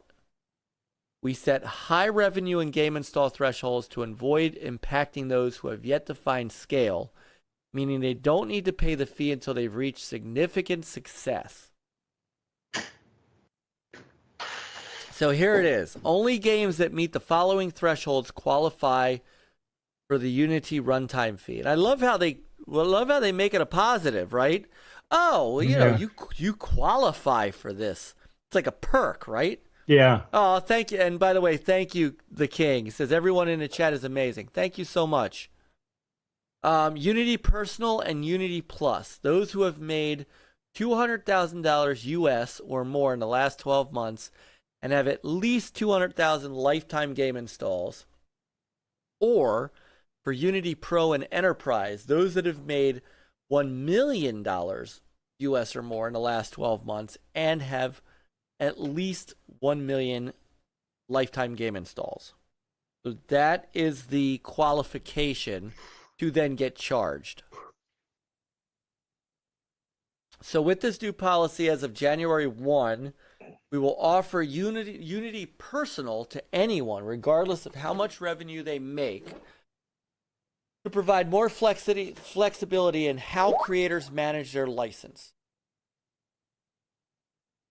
Once a game passes the revenue and install thresholds, the studio would pay a small flat fee for each install. To adjust for scale, Unity Pro and Enterprise subscribers will be eligible for volume discounts that rapidly reduce the per install cost of the Unity runtime fee. So, step 1. Game must meet these thresholds in order for the fee to apply. If your game meets both thresholds, the tiered rates apply and will be charged once per new install. Now here's where it gets nasty. So under Unity Personal and Unity Plus, new installs per month, 20 cents per install. But if you are a pro or Unity Enterprise, a little less. And it scales down as you install more.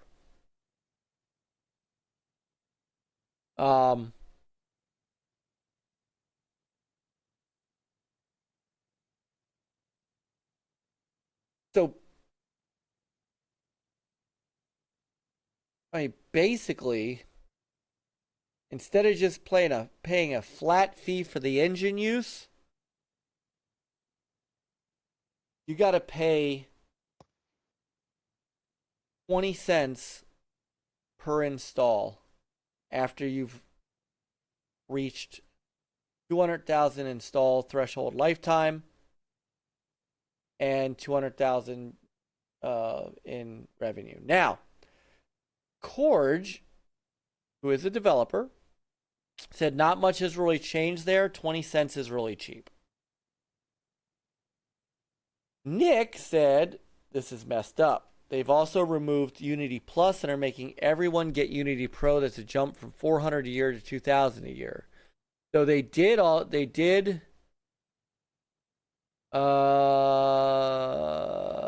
see. Yeah, Unity Plus is being retired for new subscribers effective today.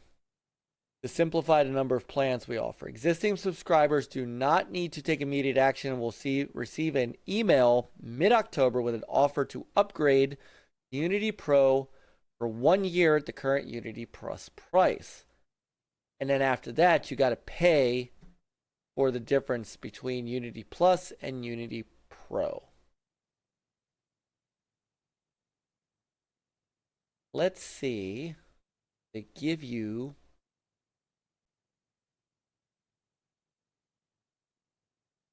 Do they give you the pricing? A good question. Here we go. All right. So Unity Personal, I can kind of see where that needs a fee if you don't, right? Unity Pro is $2,000 a year. Nick said Unity Plus was $400 a year.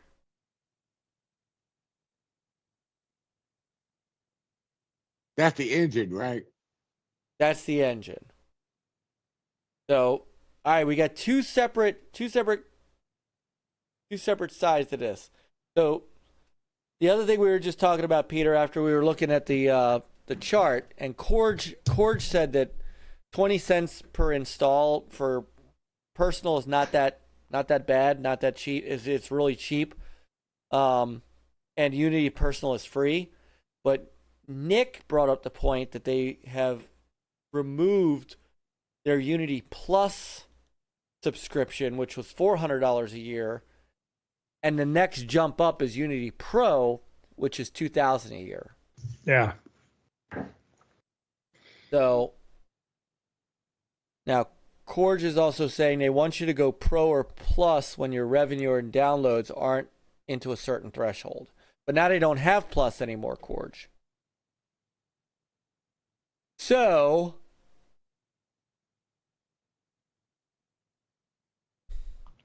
between the two, and 20 cents is cheap, but if you get a lot of installing your game on multiple locations and or devices, it adds up. Yeah, and you can have somebody, Because malicious mob that will basically bankrupt you. Well, it does say new installs per month. So thankfully they did change it from... Yeah, so somebody can't mob download you.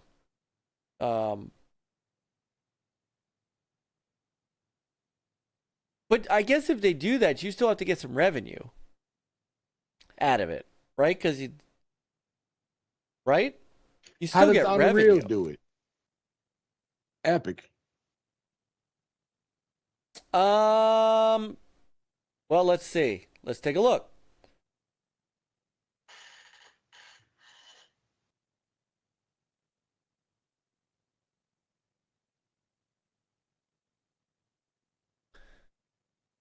You in the Starfield background, I tell you. Yeah. Someone paid you for that game that Unity is now charging you 20 cents per install. That is a good point. Unity has a lot of back-end storage for multiplayer and servers for the same, which you're paying for your own servers, and storage you're paying Unity for their servers and storage. Qeorge says, I'm not going to sell my game for 20 cents. Nick says, the big fear is doesn't matter how many times you install it, it charges you for each one people can effectively install bomb a game or developer they don't like, basically either manually. But you have to pay for that. You do have to buy the game to do that. And they changed it, Nick. It's not uninstalling and reinstalling. It's new installs. So that probably has to have a new key, some way of deferring that from being a reinstall versus a new install. That game is beautiful. I don't even know what game that is. It's not a game. It was just a tech demo. The tech demo looks good. So, all right. So licensing options for Unreal Engine. Let's just take their competition. Standard license is free, and then BACfromthedead for when royalties apply.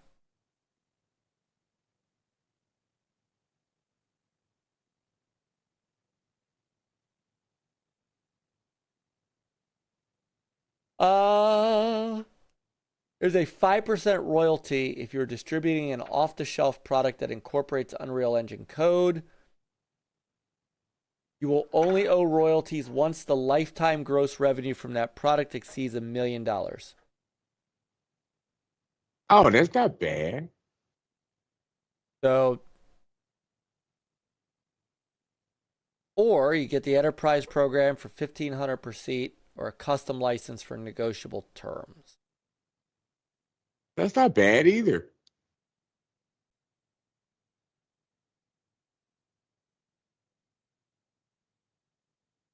I don't know enough about this. I'm deferring to people who are devs.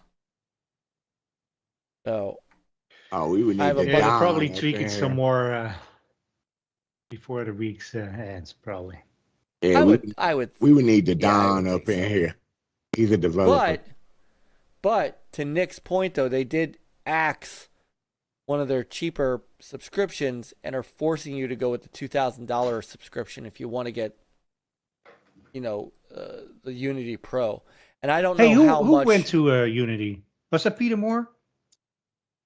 Mark Whitten. Oh, who? You know Somebody what? else that. No, I think you're right. I think Peter Moore is at Unity.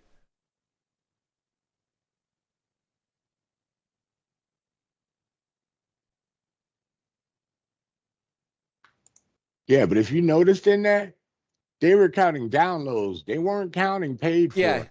Yeah. Well, but you have to buy it to download it. Not with Game Pass. They're not counting Game Pass. Did they say that? And Peter said that they were. Yeah, he's at Unity as a SVP. But yeah, and GM of Sports and Live Entertainment. So I don't know if he's. But keep in mind as well that Microsoft pays developers for Game Pass. So it's Right. They're not. They're not. It's a tricky I'm looking sword that we don't know how to navigate this. But you don't know how it is. But if they pay a lump sum thing, like here it is, Right. And people all download it, then they might walk away with less money than they. Yeah. So. All Yeah, tricky. I mean, you're right. I mean, they could pay. Microsoft could pay you based on what they feel. Let's say they say we think you'll get 100,000 downloads, so we're going to pay you for 100,000 downloads, and the game just takes off, and you'll take the senders, right? All right, so Qeorge is saying Unity is not charging for Game Pass or demos or WebGL versions. Yeah, they changed that in the last couple of hours.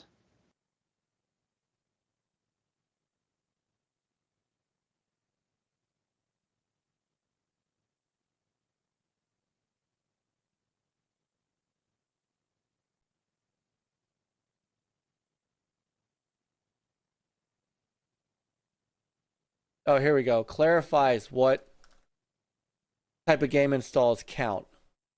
But here's another thing, right? So say you work on a game, it's slated for release in, I don't know, 2024 or something, or even later, and then all of a sudden they change, the fee structure. I mean, what's going to tell, who's going to say they're not going to change it again when you're close to launch?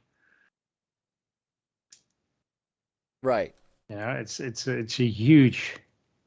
Okay, so hold on. So when was this written? 7 hours ago. So according to this article from Digital Trends,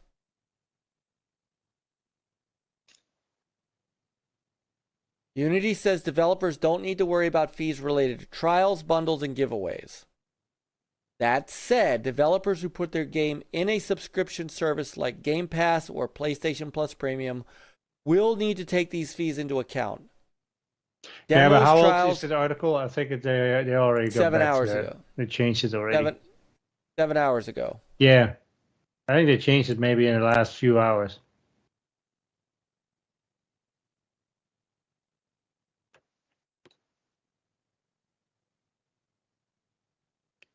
See if I can find it. Yeah, I'm not seeing that. Let's see. And here's from 2 hours ago.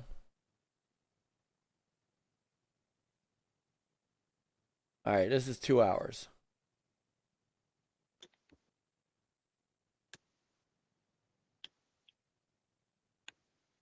Oh, wow. Developers spoke throughout the day of delaying their games to switch to rival Epic's Unreal Engine or other services on X, the platform formerly known as Twitter.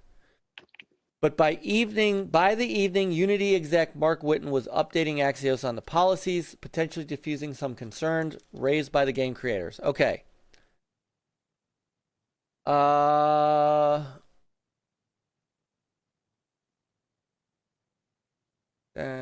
Okay.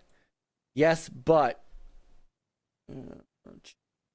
inclusion in a charity service, or even just by being included in a popular service like Microsoft's Game Pass. Okay. Hang on. All right. After initially telling Axios earlier Tuesday that a player installing a game, deleting it, and installing it again would result in multiple fees, Unity's Mark Whitten, who by the way was a Microsoft guy, told Axios the company would actually only charge for an initial installation.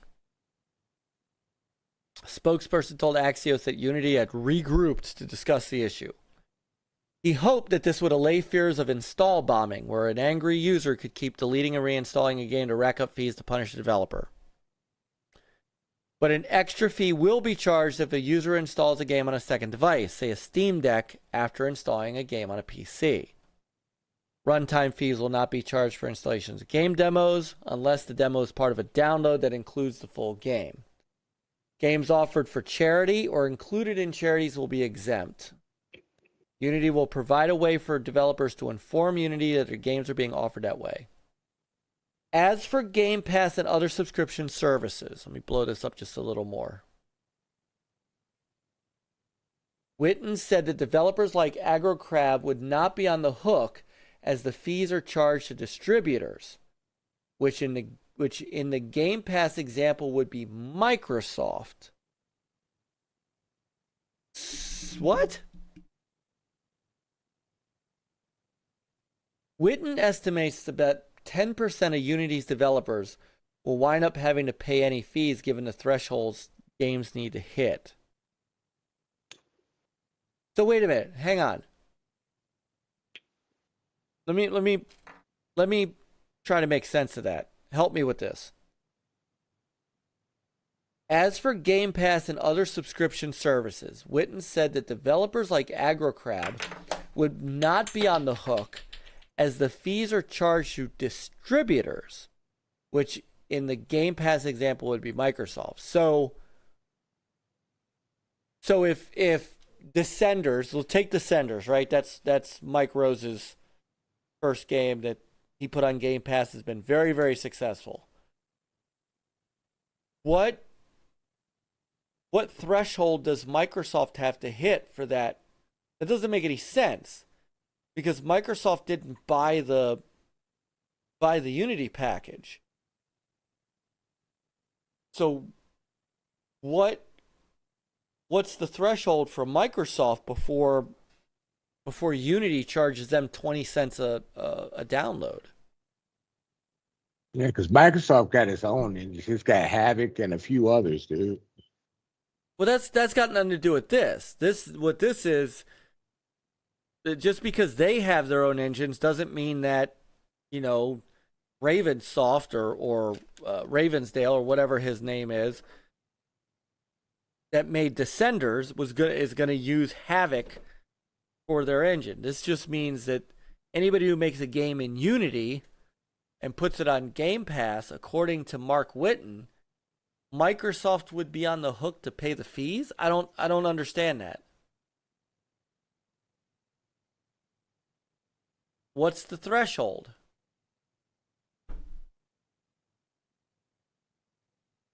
I'm not understanding.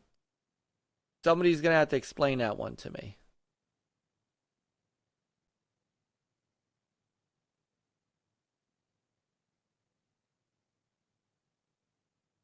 Yeah, that's... Huh. I can't find anything else on it. Peter, did you find what you were looking for? No.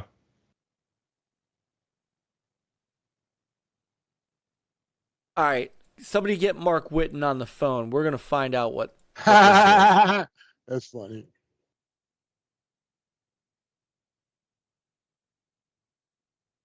So, needless to say, and to Nick's point, people ain't happy. Hey,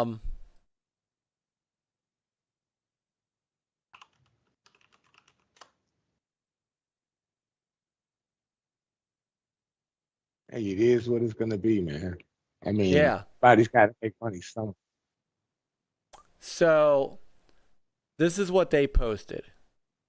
Guess who has a somewhat highly anticipated game coming to Xbox Game Pass in 2024? That's right, it's us and a lot of other developers.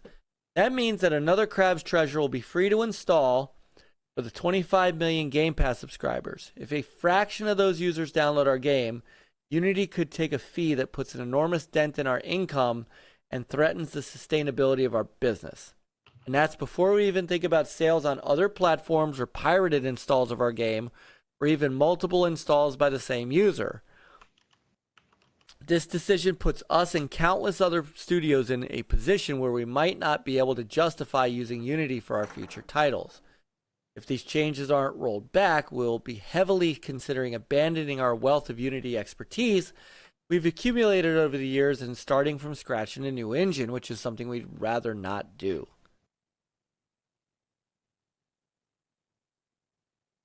So that's AgroCrab. Another developer.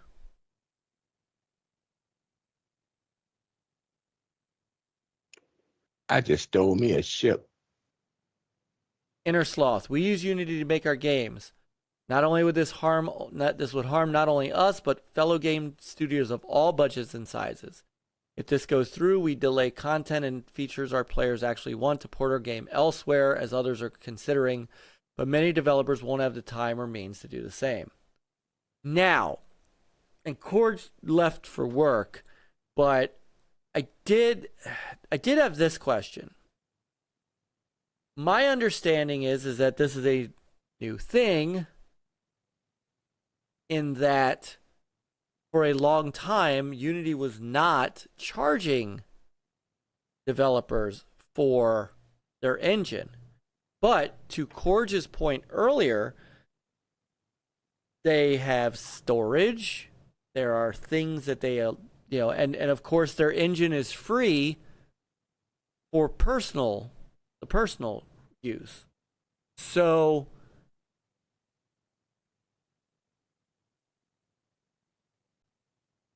shouldn't Unity get something for their engine? They should. I'm just playing devil's advocate a little bit on this, but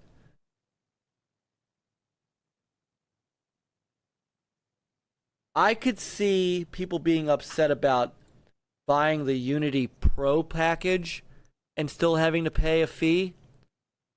But I think the people who are, and this is just me, I think if I'm building a new game, right? Let's say I become a developer. I'm building a new game. And I don't want to build my own engine.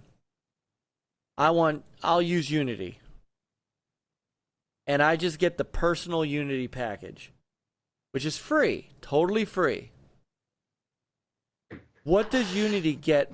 What does Unity get for me making that game? If I sell, let's say it's a hit, right? I make the next, I make the next Exoprimal or whatnot. It sells 500,000 copies. And I got that engine for free. Unity gets nothing. They need to make some money.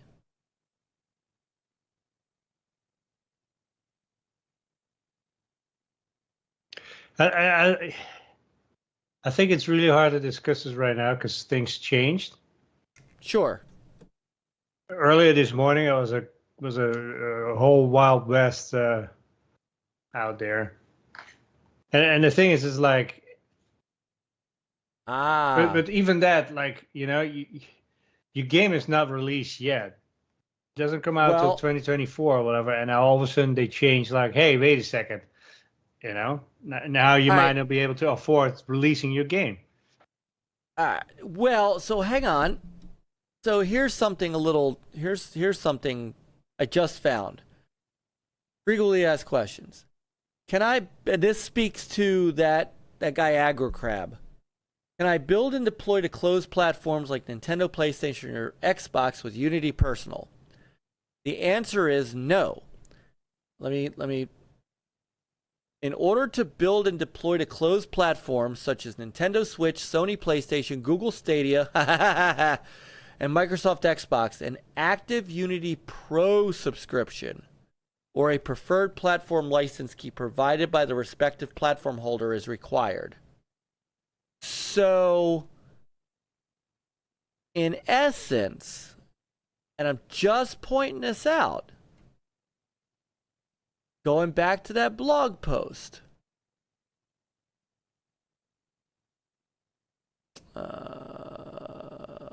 where's that blog? Oops. Did you know that Unity runtime fee does not apply to film, gambling, or education subscription plans? I did know that. Yes, I saw that. But going back to the fee and the eligibility. In order for you as a Unity Pro, your revenue threshold for the last 12 months needs to be $1 million.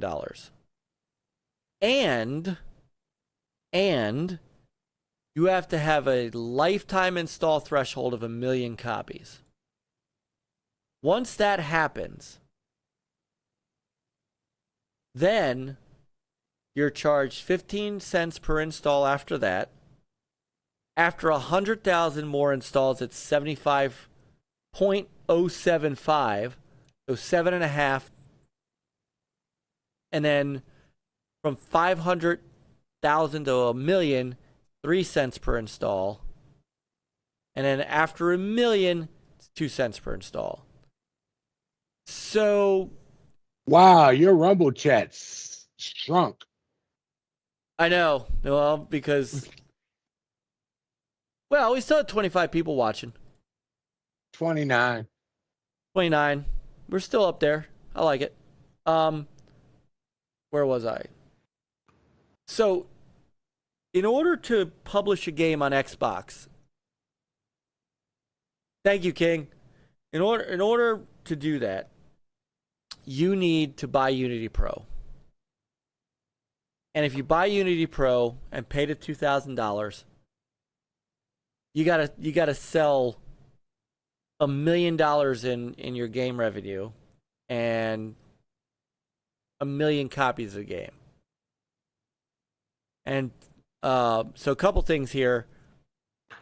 Panda Sub says moral of the story: coders will bond together, create an open source engine like they did in film and art world. It'll be free. Let's hope so.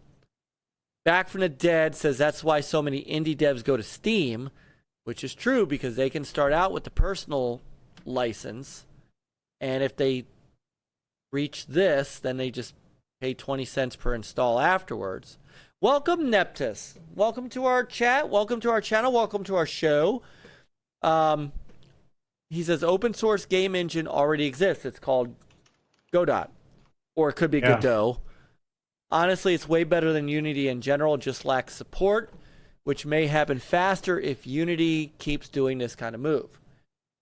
But to me, I do think that Unity needs to make some money, unless they're going to do what Neptus is saying. There's an open source engine. And let's look that up real quick. And again, welcome, Neptus. Thanks for joining us. I know this is probably not the most sexy conversation of our show, but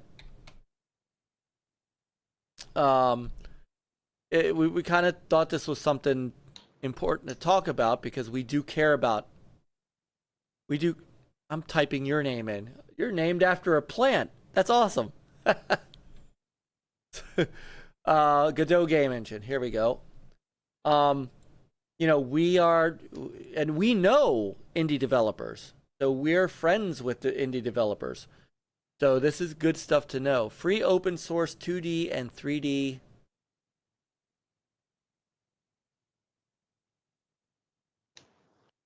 So I don't know if it's Godot or if it's Godot.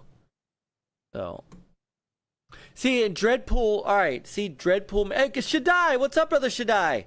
I'm sorry, I didn't even see you slip in. He says, "Finally, I'm here." Dreadpool says, and this is what I'm kind of saying. If I made an engine and gave it out for personal use, but you made money from my work, I need a cut from my work. I can't argue with that. All right, so here's what Godot or Godot does. I don't think that's the issue at hand, that they need to make money. It's just the way they went about it. Right. So what I'm curious as to what games have been made with this engine. Well, here we go. Here's the 2022 show reel.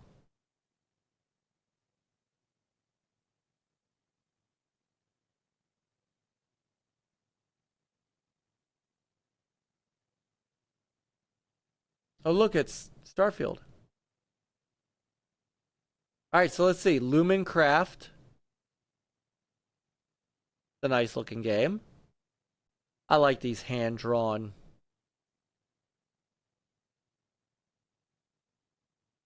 looking games. All right.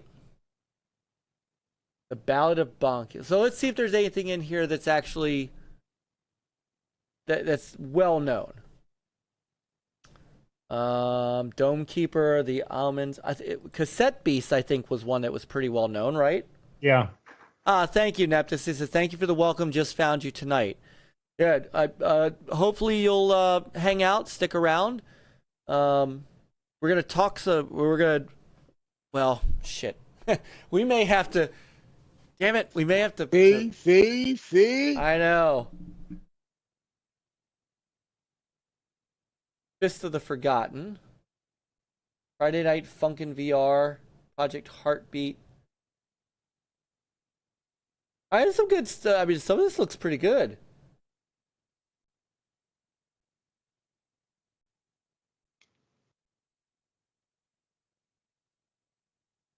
I'm gonna have to change our thumbnail and stuff after the show.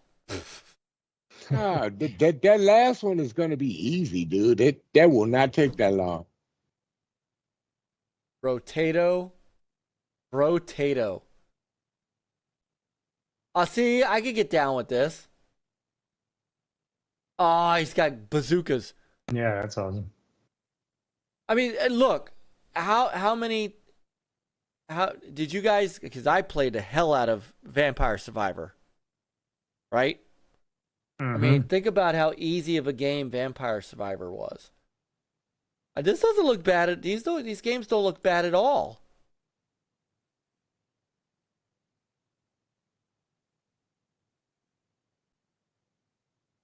Vandals and Immortals.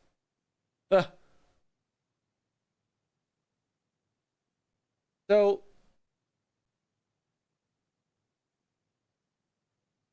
mobile games. Unity's been around a long time, dude. Oh, I hear thunder.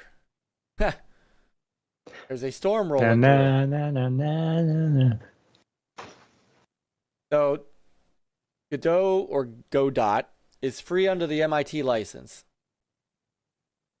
Means you don't owe us a thing other than a friendly mention, but you can do with your project or even the engine itself, whatever you want. All right. So there you go, Panda.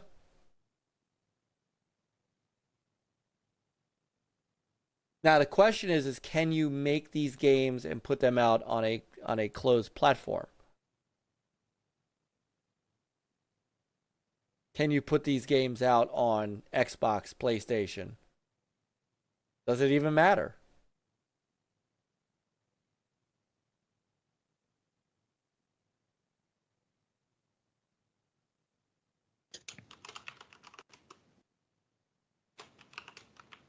Hey, brother Mo.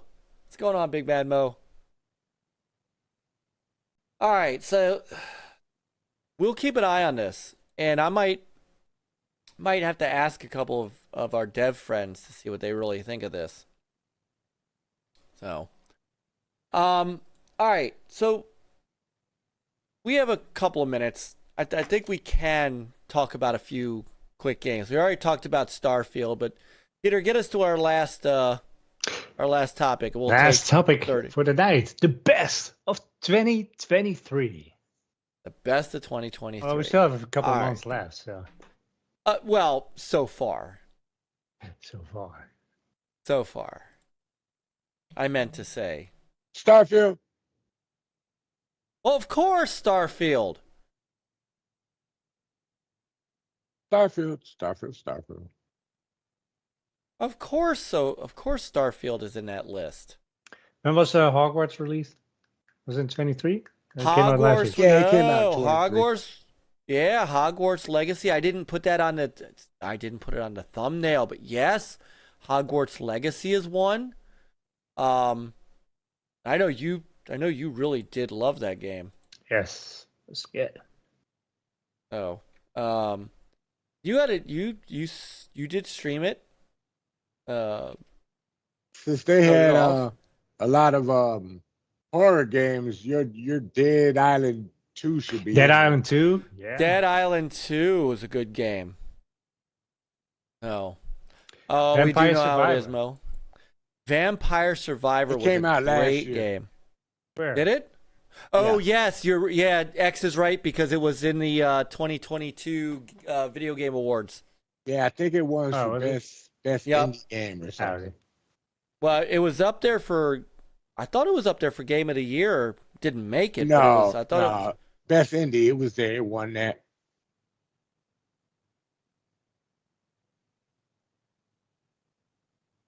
Mm. I'm trying to think. Hold on. I still have those lists of shower with NLG. Might be downpour with NLG. Elden Ring was the Game of the Year winner, but here, view categories. Game of the Year had Plague Tale, Elden Ring, God of War, Horizon Forbidden West, Stray. Oh, Stray was the The indie game oddball that was- shouldn't have been there. That was the oddball. Yeah, that was the oddball that shouldn't have been there.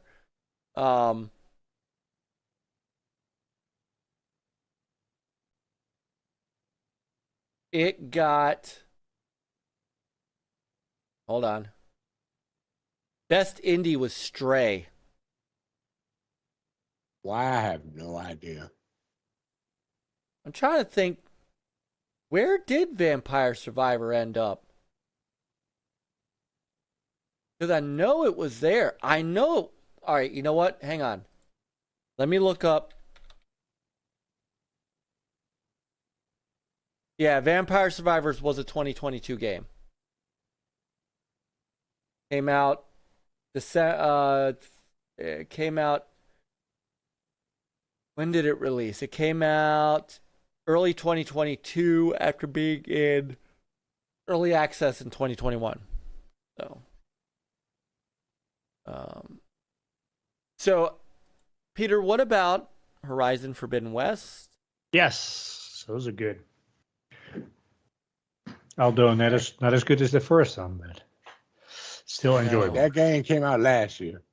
It don't count. Forbidden West? Yeah, that came out last year, dude.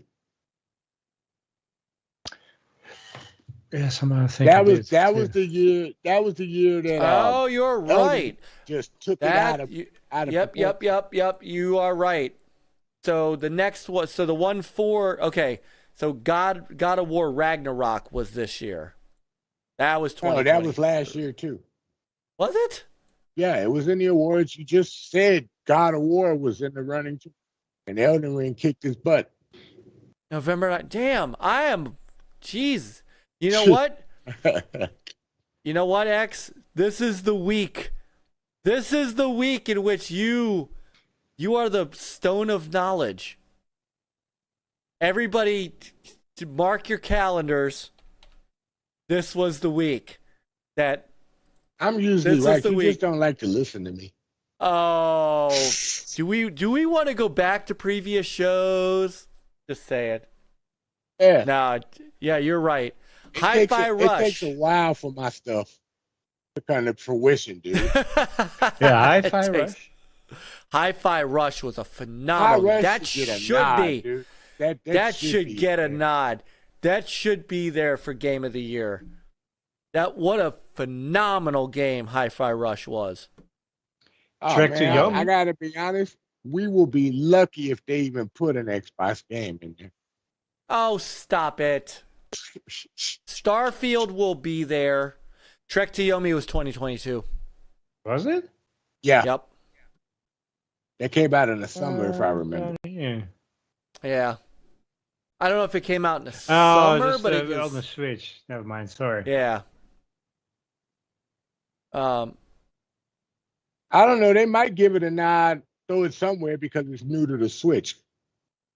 No, I don't think they would do that. Because otherwise, Doom would be. Because Doom's always my game of the year. There's really only 3 games really up for the main running. It's the Nintendo game, Zelda. It's Starfield, and I just had the other one. Oh, and the Harry Potter. Those are the main 3 games. Oh, I think Jedi Survivor is going to be in that list. Oh my God. Jedi Survivor is going to be in that list. But I don't think it'll get a win. No, I don't think it's going to beat. It's not going to beat Starfield. And don't forget, we still have Spider-Man, Forza. Well, Forza's not going to be in the. Swing to the left. Swing to the right. It's going to be there, dude. Oh, you know, like it or not, they're going to have a Sony game in there somewhere, dude. So, Baldur's Gate 3 is going to be in there. Yeah, it'll be there. Okay, 4 nominees. Mike goes camping. Boy Scouts give him a lobotomy. Thank you, Dread. Redfall. Redfall is not. No, not there. Now, if they have one for worst game of the year, it's not the worst game. Stop it. Yeah. Oh God. Oh X. Tears of the Kingdom. So Nick thinks it's going to be Tears of the Kingdom and Starfield slugging it out for Game of the Year. I could see that. But don't forget, it's not a game that I'm into, and it's not a game that I don't think any of us played.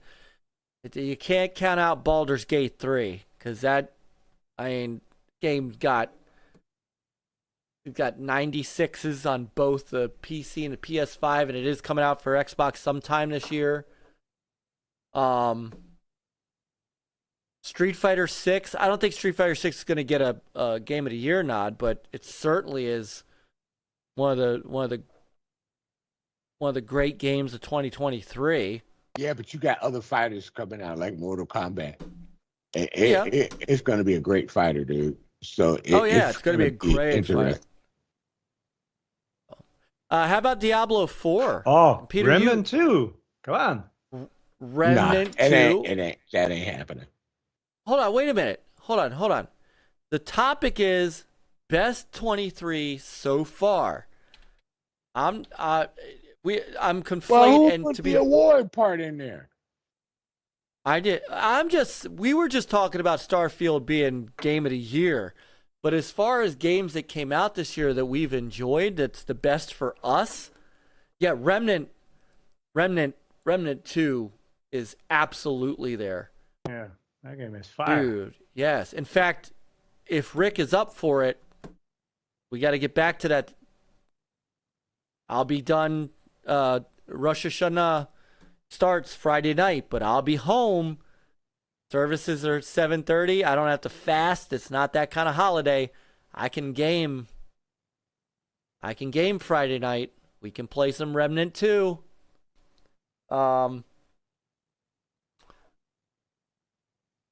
There's not. I wouldn't say. I mean, that's about it so far. But those are some high quality games that have hit this year.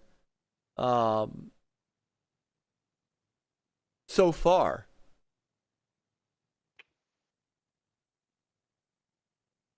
I would say, and it's not, I mean, I wouldn't put it, it's not going to make any kind of lists or anything. They had a heck of a time with Exoprimal. No, I don't think Exoprimal. Yeah, I don't think that's going to be on the... It's not going to be on any list, but we've enjoyed it. We did. We've enjoyed it. Nick says MK1 stands a good chance of getting his game of the year personally, but he's also loved SF6 Fight as game well. of the year. The last one got it. The last one, MK11 got it. Yeah, and MK1 could. I mean, there's other games that are good but not best of. Like, I really wanted Wo Long to grab me, and it did for a little while, but I kind of lost interest in Wo Long. Yeah, I lost interest in the first boss. Well, I know. I mean, if I'm going across the big games I really liked, Hi-Fi Rush was there. I never got a chance to play Deliver Us from Mars, but I know Chris did. I played a little bit. I still need to play that more, but yeah, I need to get that when it's on sale, or hopefully it gets into Game Pass soon. So for you, Peter, you had Hogwarts Legacy on your list.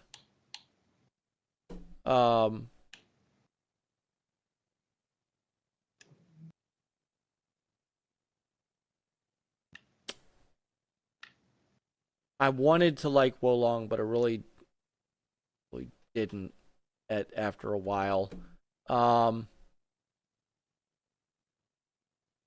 MLB The Show 23. I'll probably get sports game. It was all right. I don't know. 24 is out right now. What? No, MLB 23 came out in March. That's no. this year's game. Yes. That's this year's game. Yes. No, 24 just came out, dude. It just came out. My friends are playing it right now. MLB. Oh, the show. Baseball. Sorry. What did you... No, I'm not talking about Madden. I know Madden just came out. About basketball. No. What? NBA? What? Oh, my Lord. Hey, I can have a moment every now and then. Dang. You had your moment where you were right, and then it just all went downhill from there. It happens.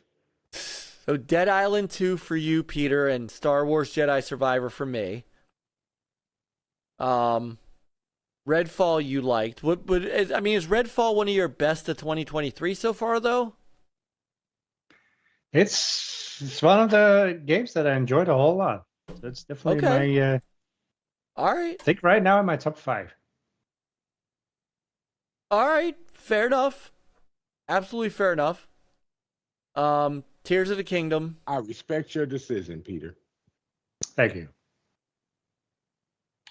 Some people around here, though, they Look, man, my show, my rules. I know. You have no Diablo 4, right? That was yours. Yeah, Diablo, that was good too for the little bit that I played till Microsoft yanked my ass. Until Microsoft taketh away. So just until they close the deal. Yeah, but then it might be too late though, because nobody else is playing it anymore. I'll play it with you once it's in Game Pass. If he's awake, listen to him. If I'm awake, hey, I'm getting old, man. I've crossed 50. For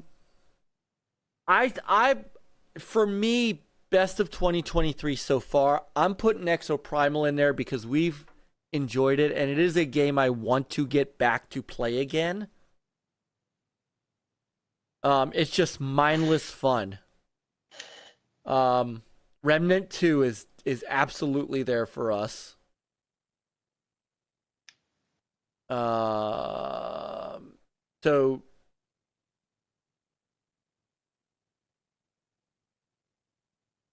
that's a no on Texas Chainsaw Massacre, Peter.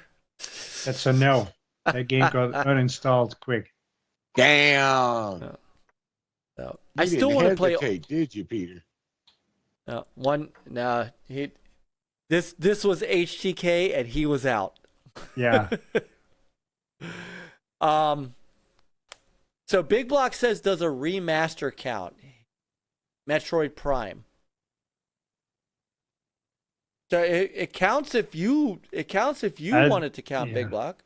So hey guys, in the chat, give us yours while we're counting down ours. What were your top games of 2023 so far?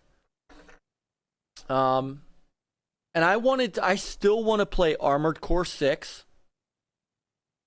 I've heard a lot of good things about Sea of Stars. Starfield is right. I mean, Starfield. That's definitely one of the Starfield best of is this right year. now, I think, my number one. So Yeah, what he said. Look, I'm playing it right now. What's wrong with me? So And I don't play games like this. But also, the year's not over, so. holy crap! Baltimore Emergency Management just announced there's a tornado warning in our area. What you doing with a tornado out there, dude?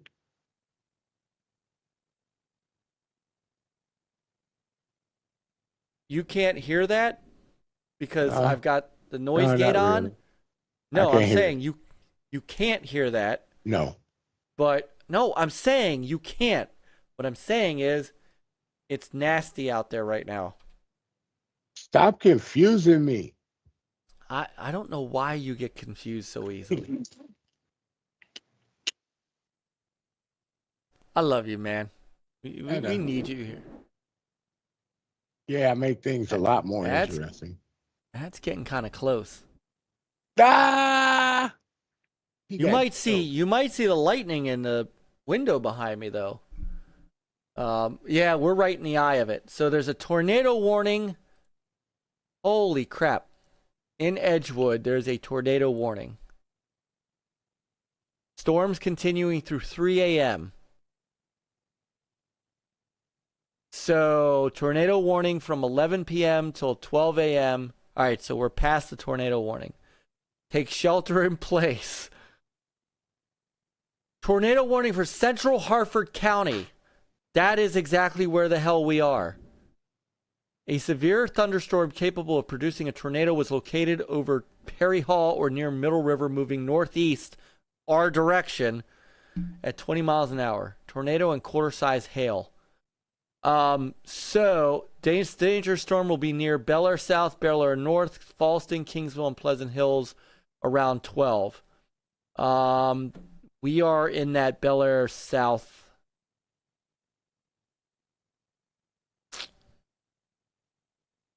Take cover now. All right, so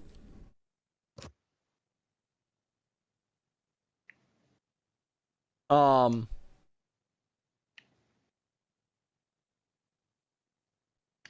on, give me a second, guys. I may need to. Yeah, better be safe than sorry. Yeah, we may need to call it here. Give me just a second, folks.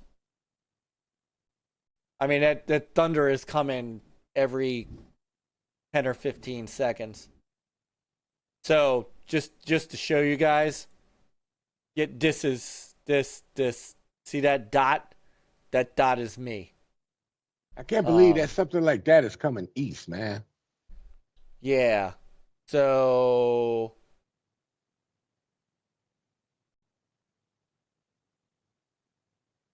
let me see what this is doing. Yeah, you see all that red? All that red is passing through us and headed up towards Philly.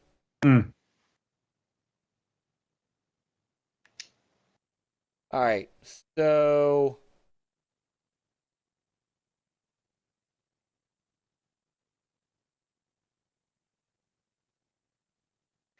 All right. Yeah, guys, I'm gonna need to call. I need to call this straight. I think we're gonna have to call this a night, guys. I need to go upstairs and find out. First off, I need to take a look outside and see what's actually happening, and then I may need to go up and wake up my wife and find out what we want to do. Have everybody come down there with you for safety. That's what I'm thinking. So, hey guys, thank you everybody, guys in chat. You guys have been awesome. Yeah, thank you to everybody that's been watching on Rumble, watching on YouTube. We will see you on I'll see you on Thursday for some Starfield streaming. Peter and I'll see you on Friday, maybe with brother Rick for some Remnant 2. Yes, for those of you who are fellow members of the tribe, happy upcoming high holidays to you. Happy upcoming Rosh Hashanah, which starts on Friday night. So